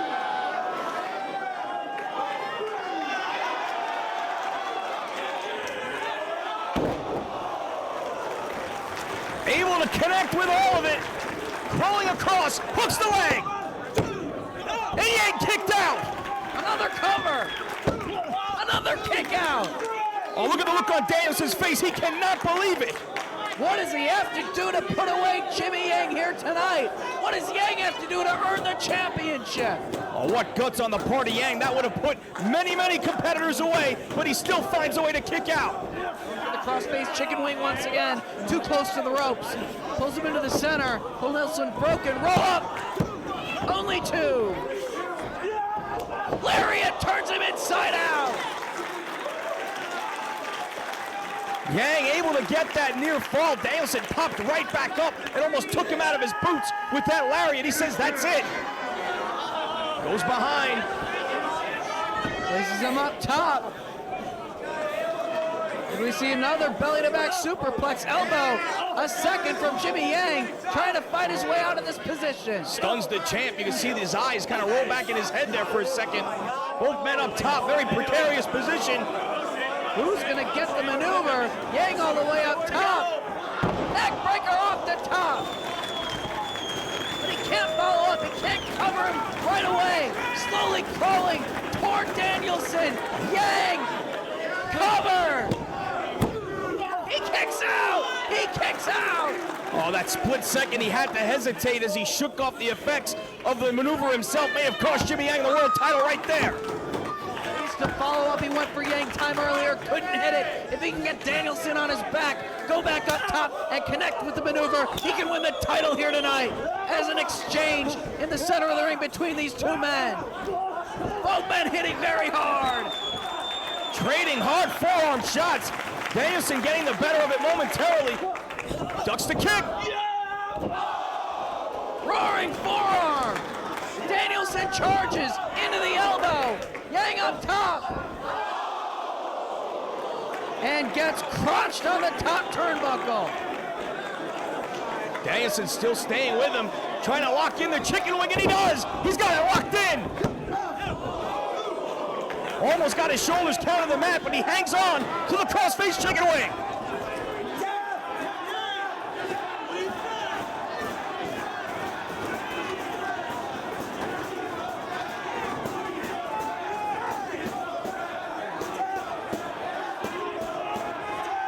Referee checking on the condition of Yang, and that is it.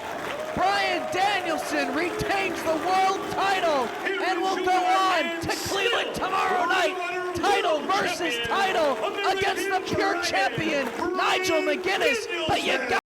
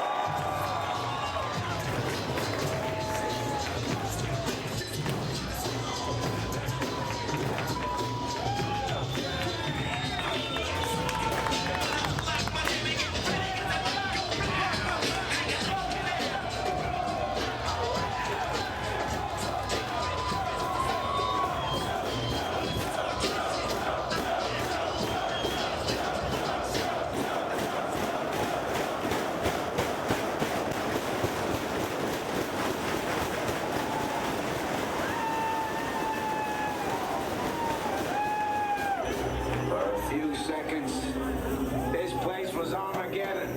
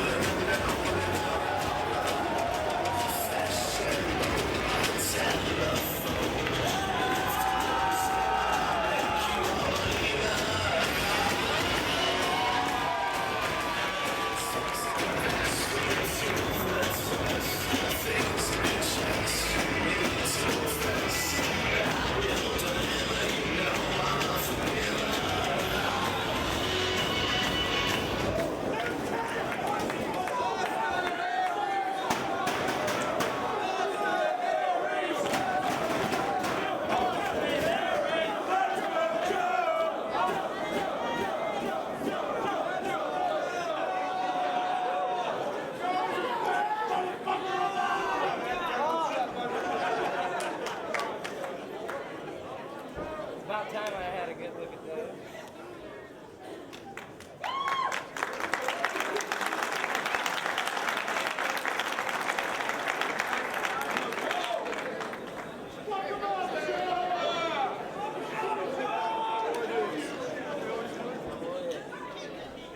Welcome back, Joe!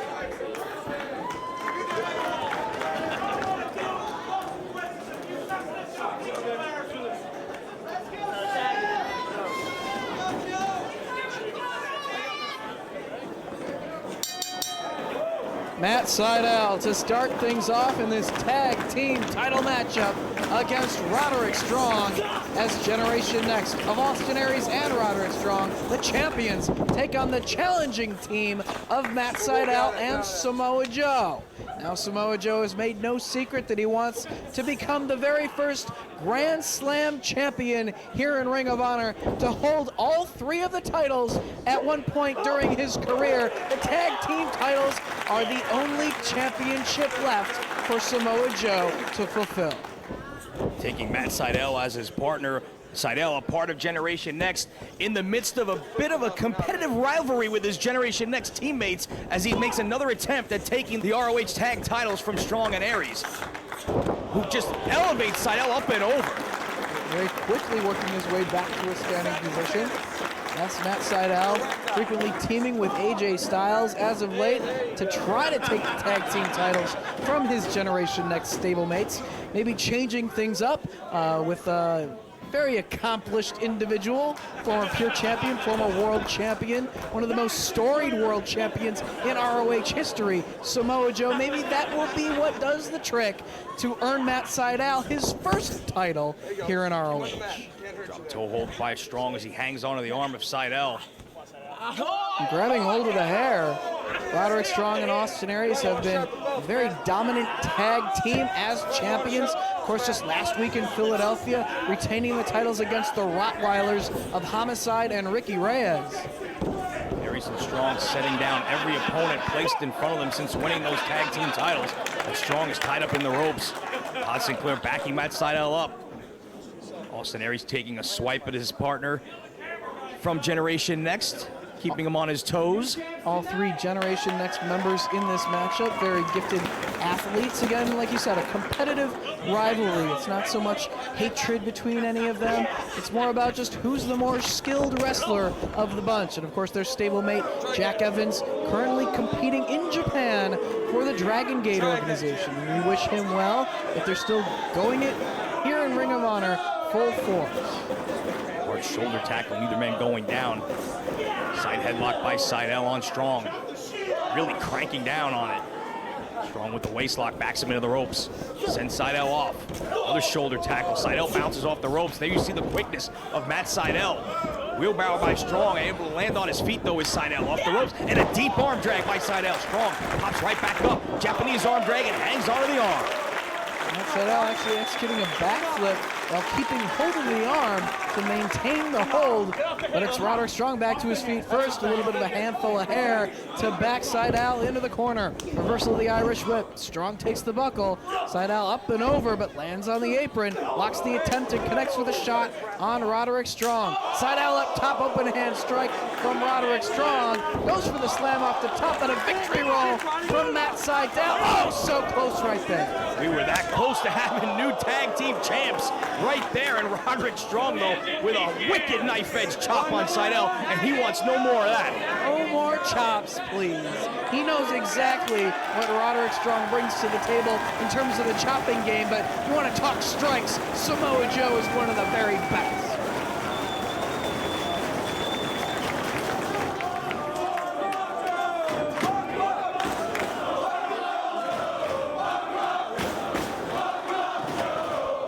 And a lot of these fans would like to see Samoa Joe dish out that punishment right now to Roderick Strong. Yeah, he has an array of backbreakers. He can chop with the best of them.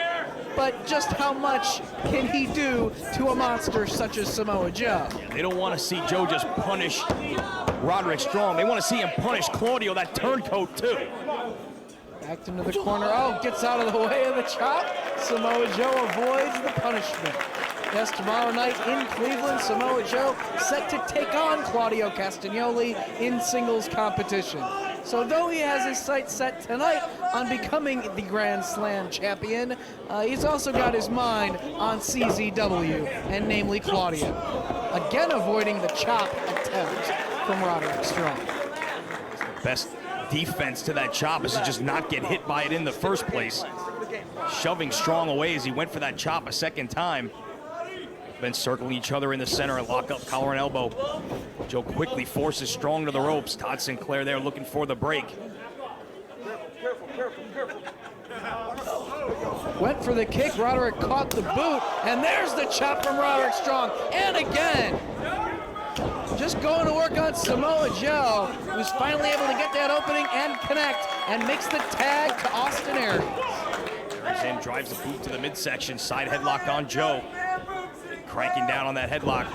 Tries the side headlock takeover. Joe just puts on the brakes. All 280 pounds sitting down, and a big right hand from Joe in the corner.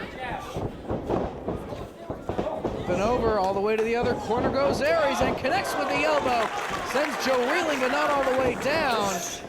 Aries grabs hold of the side headlock, uses the ropes, and a side headlock takeover by Aries.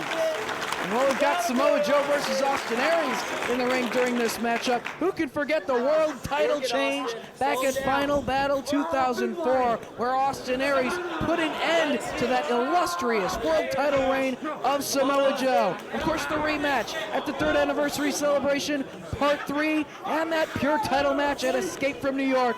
Now it's time for the next chapter between these two men. Head scissors there on Austin Aries, trying to get the headstand. Joe forcing him back down. He knows Aries likes to use that drop kick out of the headstand to escape from that head scissors. Just as much as he wanted to avoid the chop of Roderick Strong, he wants to avoid the drop kick of Austin Aries at this juncture. Trying to keep hold of the head, he breaks free, and there's the drop kick. A little bit of a different position, but he still gets the maneuver out of the front chancery. Aries back to his feet, charges Joe in the corner, but he's elevated up and over. On the apron, he goes back in, drives the elbow to the point of the chin, does Aries, but gets caught with a slap from Joe, and a series of open hand strikes. Off the ropes he goes. Down goes Aries, leapfrog, and he's caught into a power slam. Just dumps him down to the canvas. As soon as Aries had the momentum on his side, Joe put a stop to it and tags in Matt Seidel.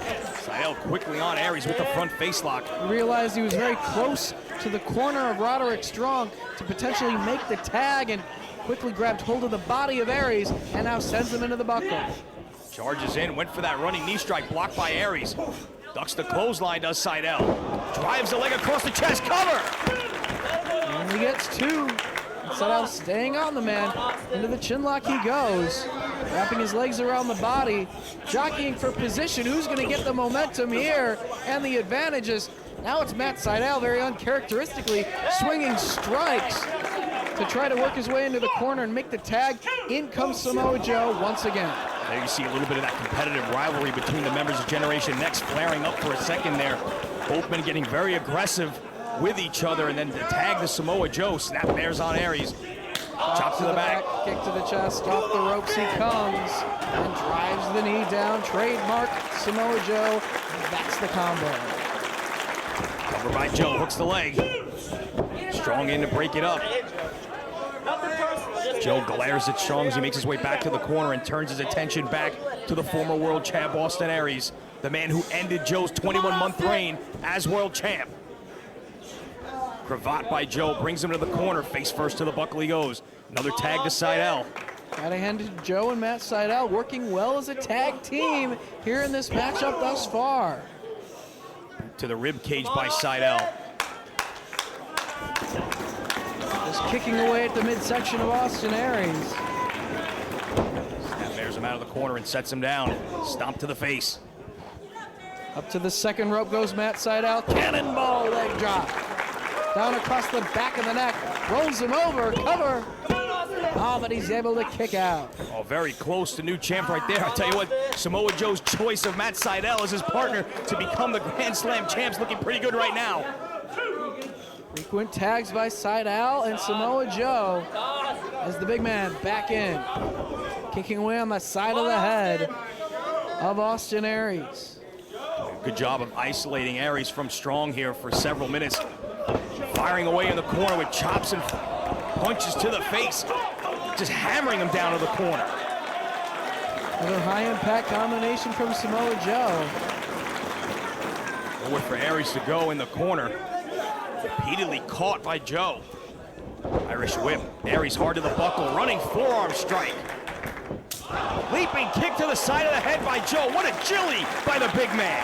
Aries looks to be out of it. Joe needs to cover him right here. We might have new champs. Trying to roll the man over. Aries is close to the ropes, though. Very close to the ropes, and Roderick Strong worked his way over toward that side of the ring apron to prevent his partner from being pinned. Draws a warning from Todd Sinclair. Sinclair informing Strong to make sure he hangs on to the tag ropes. Brings him into the corner, another tag to Matt Sydal. Contemplates his next move as Samoa Joe holds Aries in position and sends him right into the leg lariat. Cover and trying to just bait Roderick into the ring. Smart move on the part of Sydal when making that cover. Strong has broken up 2 or 3 covers so far in this matchup, so he positioned himself so he can keep an eye on the corners in case Strong did make his way into the corner. Out of the corner, excuse me. Seeing Matt Sydal mature so much as a wrestler over the course of the past year or so. That series of high-impact matches teaming with and as the opponent of AJ Styles. And Christopher Daniels as well. He'll face him tomorrow night in Cleveland. Tag team action as part of Generation Next. Matt Sydal really working well here in Ring of Honor in 2006. As Samoa Joe back in. Matt Sydal has also said if they win the titles tonight, he's going to defend those belts tomorrow night and still wrestle his singles matchup as well.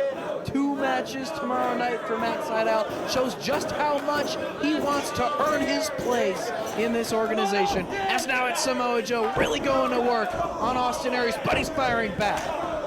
Aries trying to fight his way to the corner. He has to make the tag, but Samoa Joe is just peppering him with right hands.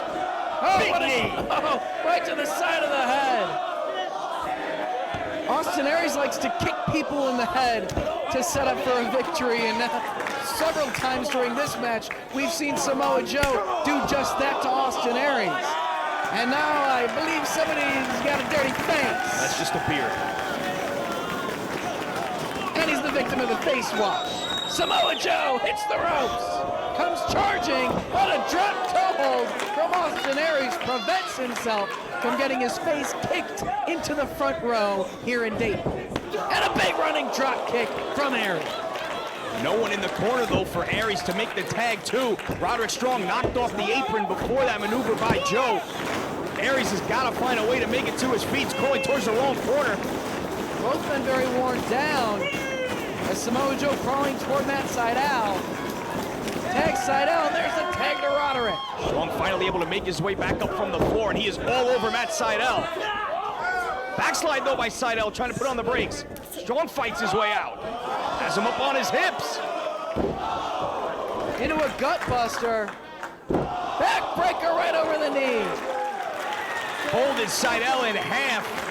Cover by Strong.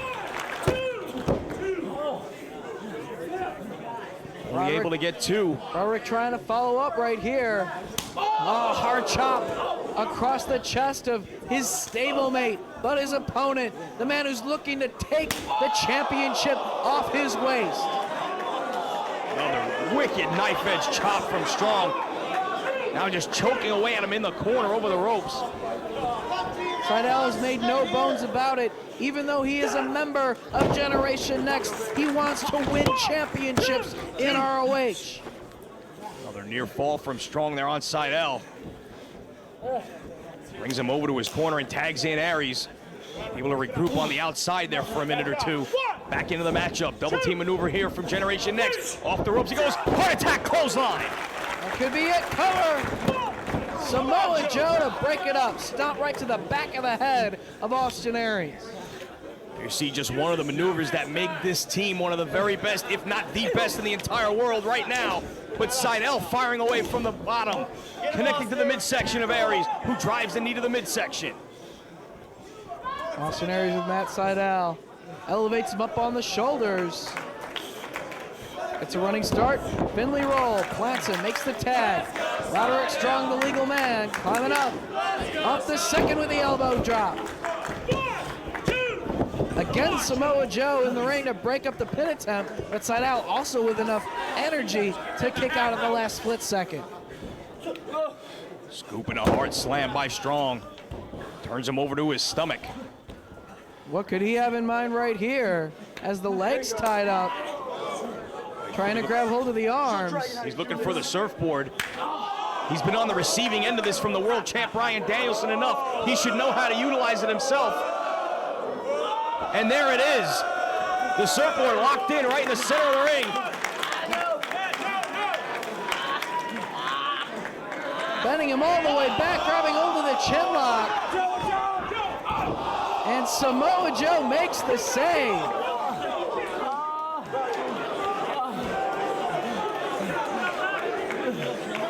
Cover. Todd Sinclair on the other side of the ring. Trying to make sure that Samoa Joe is back out on the apron. As another tag, Austin Aries, the legal man. Double team strategy by the champions. Matt Sydal off the ropes, double elbow. And now Austin Aries with the power drive elbow down across the chest. Cover.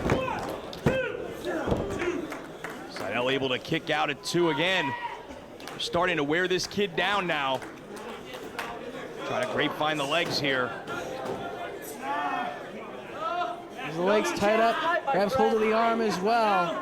Trying to wear Matt down. He likes to utilize his speed, his agility, his quickness, take away his energy. And Samoa Joe saw that they were wearing down his partner and needed to put a stop to it. And now it's Aries kicking away on Sydal. Just punted Austin Aries in the face. But now he's got Todd Sinclair tied up on the other side of the ring again. And a tag to Roderick Strong, who makes his way in. Another double team move here from Generation Next. Double belly to back. Strong with a cover. Sydal still with enough to kick out. As Roderick into a modified camel clutch right now. See, Sydal was trying to fight his way out of it, but Roderick sat down very deep. Doesn't have the arms of Sydal hooked over the knees. It's more of just a rear chin lock, with Sydal forced to carry the weight of Strong. Sydal, though, able to fight his way up to his feet. Point of the elbow to the midsection. Off the ropes goes Sydal, and caught with a drop kick right on the button. Cover! Now Roderick Strong got great height and impact on that drop kick. But you gotta hand it to Matt Sydal, able to kick out. Time and time again, this kid has shown tremendous guts. Chop from Strong, and another tag to Austin Aries. That's got to be 6 or 7 tags now since Sydal has been in the ring. Another double team maneuver. Off the ropes goes Sydal. Double hip toss. Standing moonsault from Roderick Strong. Austin Aries now driving the knee down. Pulls back.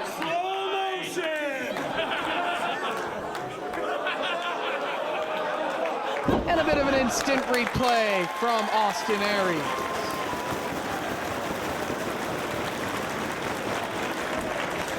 Cover.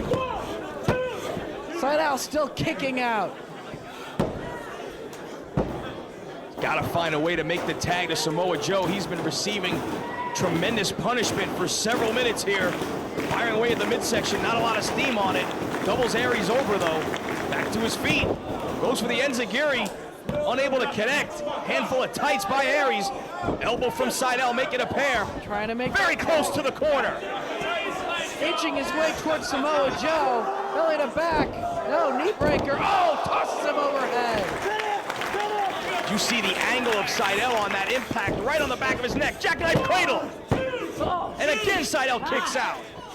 Want to talk about just how much Matt Sydal wants to wear gold here in Ring of Honor, be it with tag team partner AJ Styles or Samoa Joe. He wants a championship around his waist, just as much as Samoa Joe has been trying his best for months now to become the first Grand Slam champion. And you know how much Roderick Strong and Austin Aries want to prove to the world that they are the very best tag team going today. Sydal tried to trade chops with Strong, came out on the short end of the stick, go figure. Back to his feet again.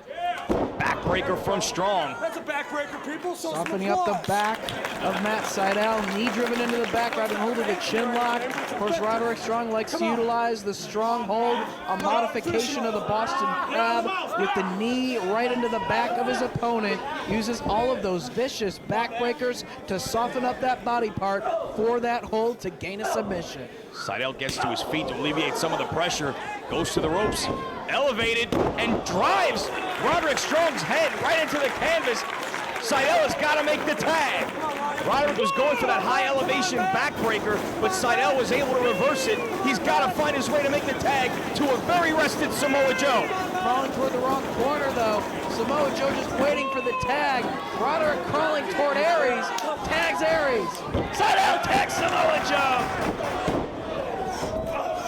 Right hands and forearms from Joe on both members of the tag team champs. Big boot to the face, sends Strong to the canvas. Aries off the ropes. Inverted atomic drop. Joe off the ropes, big boot to the face. Senton, but Aries gets the knees up. Combination from Samoa Joe and Aries had it scouted. That's just how well they know each other. Power slam, cover. Oh, he kicked out. Forearm from Joe sends her to the canvas.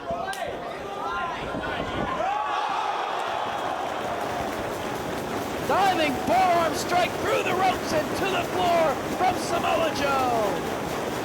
Sydal and Aries in the ring. Chop to the chest by Sydal on Aries. Backs him into the ropes. Goes through, looking for that Here It Is driver. He gets it. Oh, so very close. Barely got his shoulders up, and the back of Samoa Joe driven right into the barricade as well as the ring post. Sydal still hanging on to Aries as Strong makes his way in the ring from behind. Sydal doesn't see him coming. Oh, what a chop from Roderick Strong. They may have neutralized Samoa Joe on the floor. Matt Sydal fighting off both of his opponents. Knee strike in the corner from Sydal. Placing... Strong up on the top, shoves him off. Sydal connects with the drop kick. Glancing blow doesn't really do much damage. Lands on the back of his neck and caught.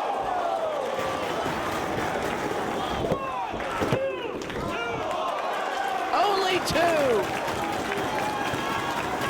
Matt Sydal landing very awkwardly on the back of his neck after that kick from Strong, able to kick out at 2.5. Double team maneuver coming up from Generation Next.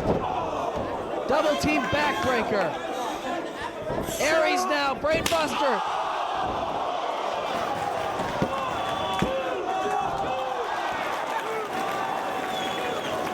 A chop administered right before the brainbuster of Austin Aries. Sydal able to kick out. They're looking to finish him off right now. Another boot for Samoa Joe, keeping him on the floor. Aries going to the top. Joe in the corner. Makes his way to the ring. Fires away on Strong. Aries set up on top as Sydal fires away with a left hand. Follows him all the way up. Aries shoves him to the canvas.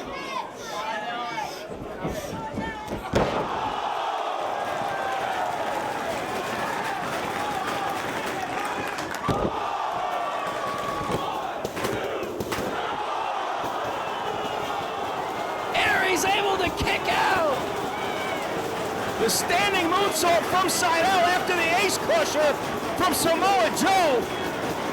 All 4 men in the ring. And it looks like Samoa Joe is telling Sydal to go up top, maybe for that shooting star press. But Roderick Strong back to his feet. Samoa Joe trying to take him out of the picture. Sends him face first to the corner. Hustle buster. But Aries breaks it up. Strong with Joe up on his shoulders. Driving the knee to the midsection.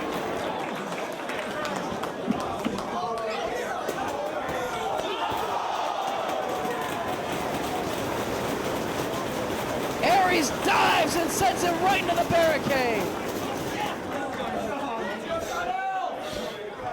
Jockeying for position, Matt Sydal and Roderick Strong, half Nelson backbreaker. And a second from Strong. Aries up top.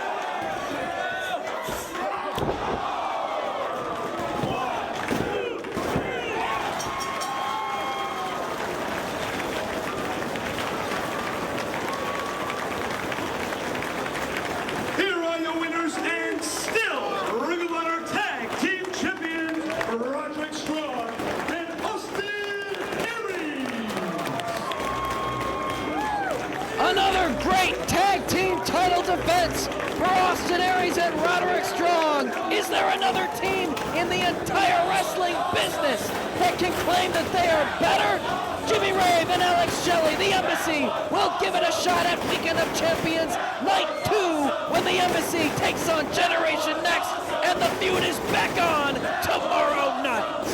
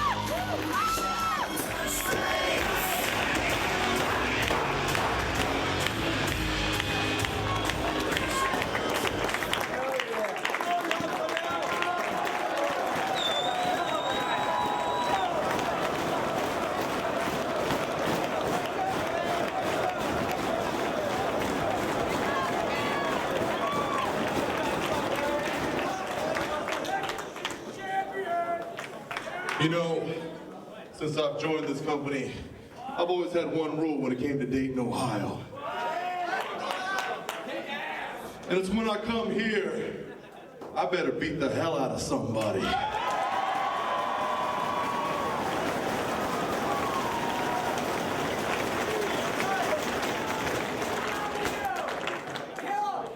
Now, it didn't happen with two of the toughest sons of bitches in the world, and Roddy and good old Double A back there.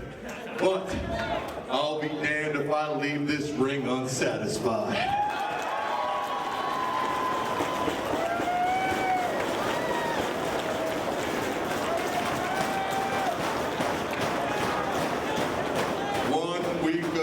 Shots were fired on my team. And tonight, CZW! If you're in the building, get your bitch asses out here and let's have ourselves a fight!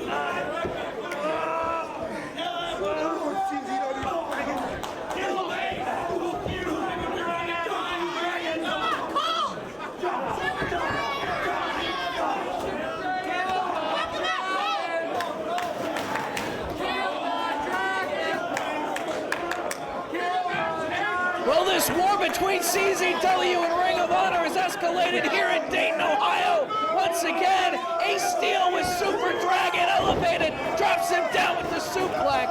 Samoa Joe incapacitated in the locker room. Oh, here come the Necro Butcher in that turncoat, Claudio Castagnoli. Quickly breaking down, it's 4-on-2. The numbers game as usual by CZW, jumping ROH with numbers. BJ Whitmer out with the broken neck at the hands of Super Dragon and that psycho driver in Philly. Adam Pearce, 20 staples in his head. It's 4-on-2. Come on, CZW, just obliterating Ring of Honor here on our home turf. Jim Cornette recruiting Colt Cabana to come to the aid of ROH in its time of need. But what can these guys do? Ace Steel and Colt Cabana 4-on-2. Claudio Castagnoli booting Ace Steel in the midsection, choking away with that t-shirt. Nate Webb. Wait a second!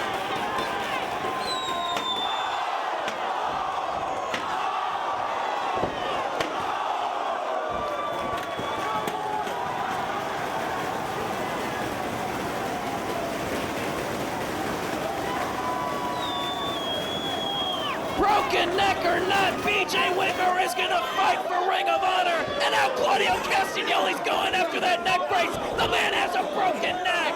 Ace Steel will come to the aid from behind, but he's quickly cut off by Nate Webb. Pounding away on Colt Cabana is Claudio Castagnoli.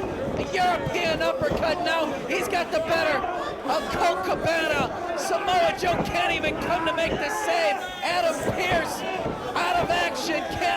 save here tonight. Wait a second, there is Pierce. 20 staples in his head and all, and he's here to fight for Ring of Honor. BJ Whitmer with a broken neck. Nothing is going to stop these guys. It's all about Ring of Honor defending themselves here in Dayton, Ohio, against these invaders from that crap CZW. Cabana going over the top. Him and Necro fighting near the apron. Up and over goes Super Dragon all the way to the floor, courtesy of Ace Steel. And Necro sent down too. Necro out to the floor as well. And the Ring of Honor boys are standing tall in the ring. Hey, Nate Webb, you might want to turn around. The numbers game has changed. Yeah, how's it feel 4-on-1? Just pounding away on Nate Webb. BJ Whitmer and Colt Cabana. Get rid of that trash.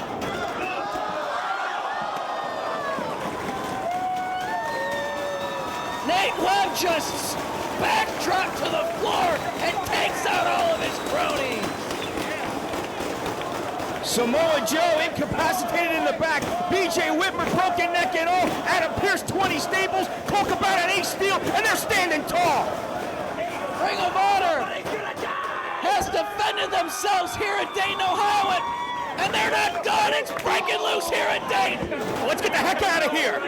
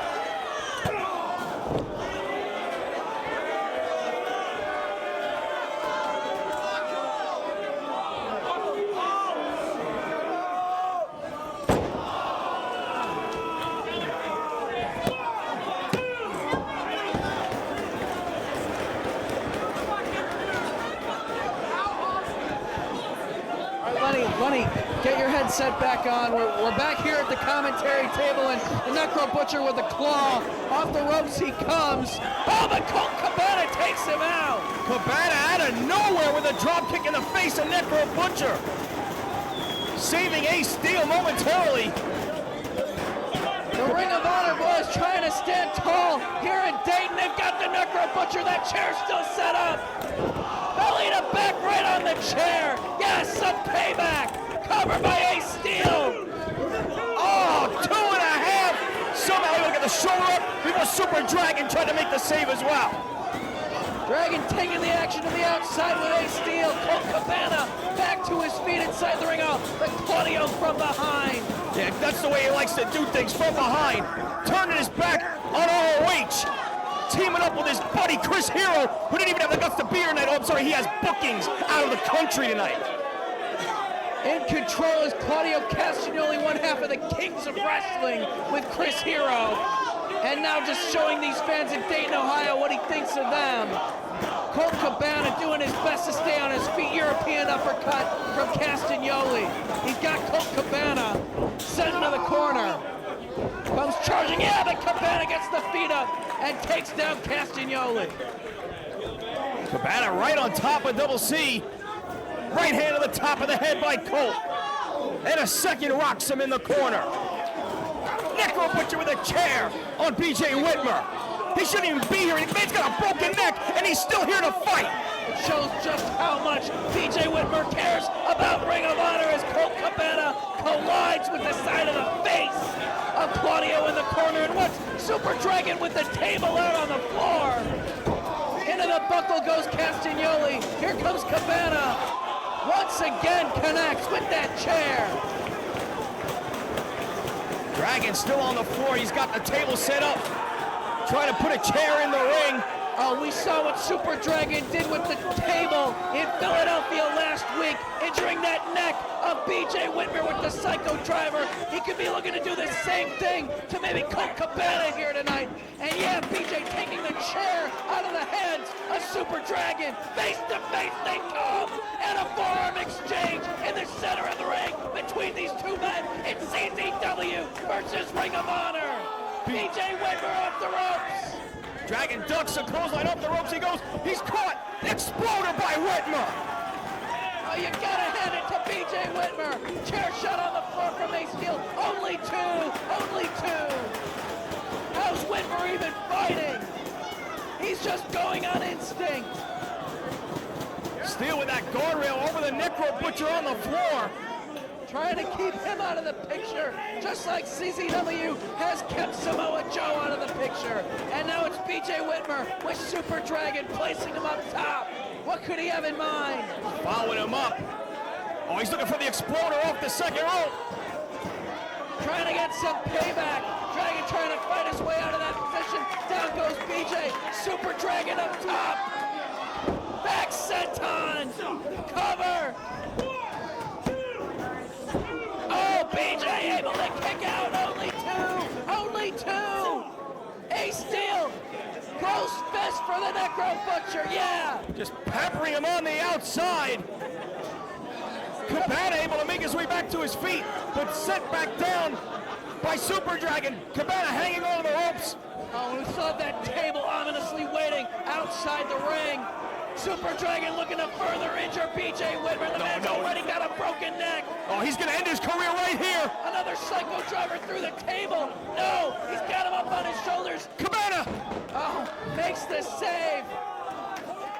Right hand from Cabana rocks Dragon. Cabana's got to put Dragon through this table and end this thing. Big right hand, Dragon hanging on for dear life. Cabana off the ropes. Oh, Dragon hightailed it. He saw Cabana coming. Typical CZW gutless. Pounding away on the back of Super Dragon. He lays him out on the table. Colt Cabana up to the ring apron. Come on, Colt, put him through the table.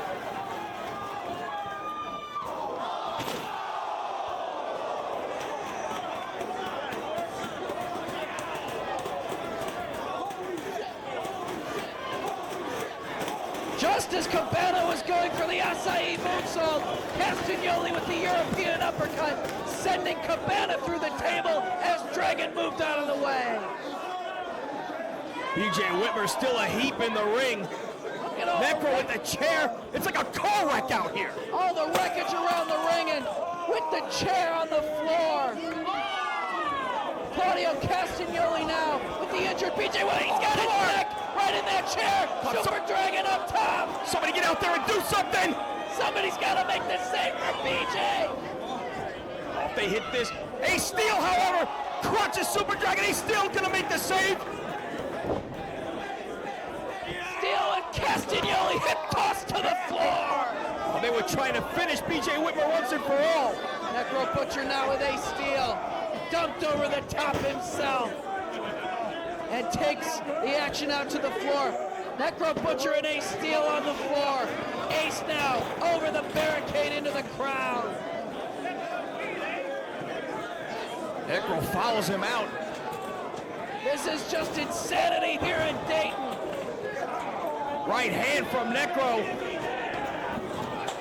It's beyond a rivalry between these two organizations. They're trying to put one another out of professional wrestling once and for all. A chair shot to the head of a man with a broken neck.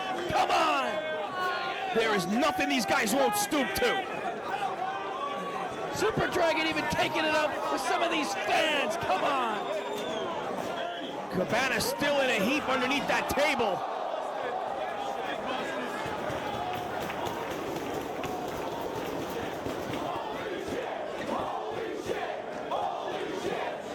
Necro just got superplexed off the bleachers. It's all on the line between these two organizations. What's going to put a stop to this war? Whitmer back in the ring with Castagnoli. What could Claudio have in mind right now? In control again, they've got that chair, they've got BJ, and Super Dragon just waiting. Again, 2-on-1 on BJ Whitmer. Nobody around to help BJ with his broken neck. Into the pendulum goes BJ Whitmer. His neck placed between that chair, and again, Dragon going up top. Can Cabana put a stop to it? Dragon kicking away at Cabana, who's fighting. He's got to save him. He's got to save the man. And yeah, made Dragon lose his footing, and he fell. Dragon's going right back up. BJ's still in that position. No, no.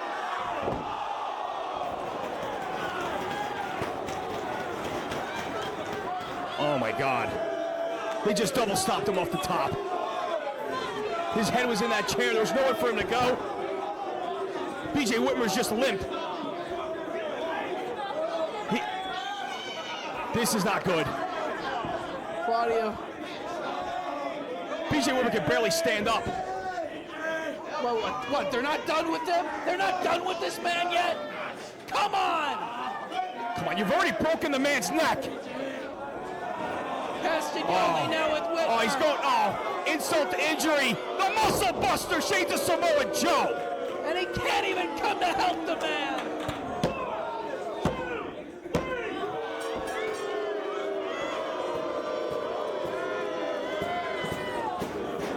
And that's it, a 3 count. BJ's not even moving. Cabana's down. Joe's tied up, incapacitated in the back. Ace Steel's out in the crowd, and Claudio Castagnoli's in the ring. This could be the end of BJ Whitmer's career. Oh, who knows? Who knows what's next? We'll see you in Cleveland.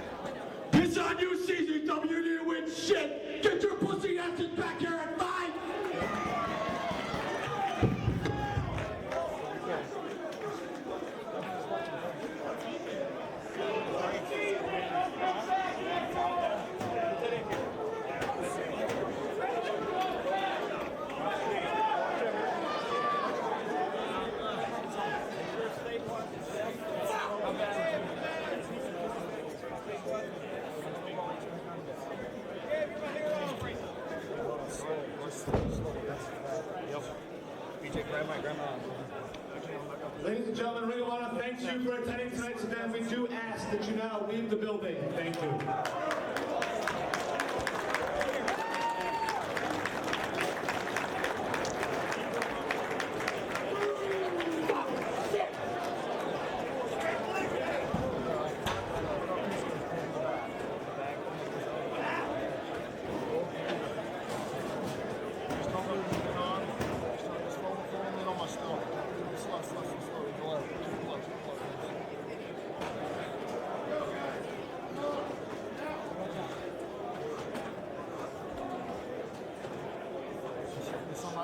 Somebody at my feet. Somebody. You guys remember how they did it last week? Somebody grabbed my feet. Roll him up. That is that. Slide it under. Slide it under. Go quick. Slide it under.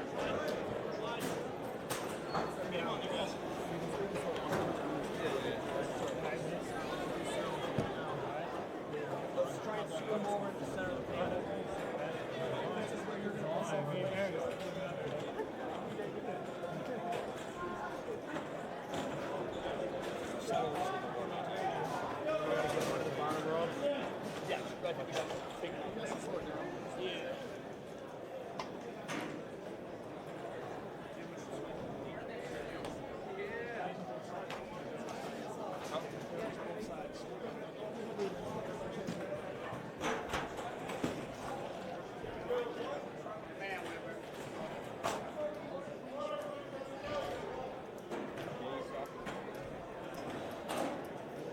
I think Dr. Hagen was.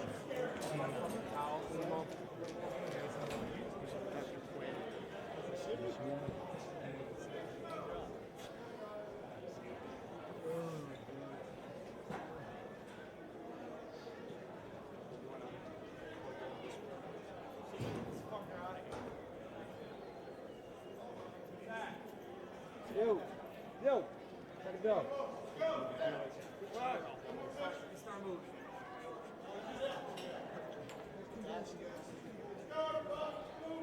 Ready? Slide.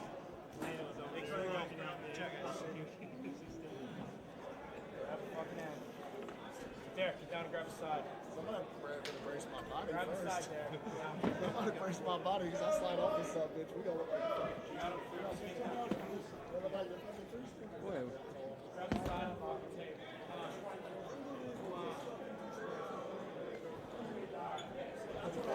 Move. Second weight around the ass. Hold on. Slow.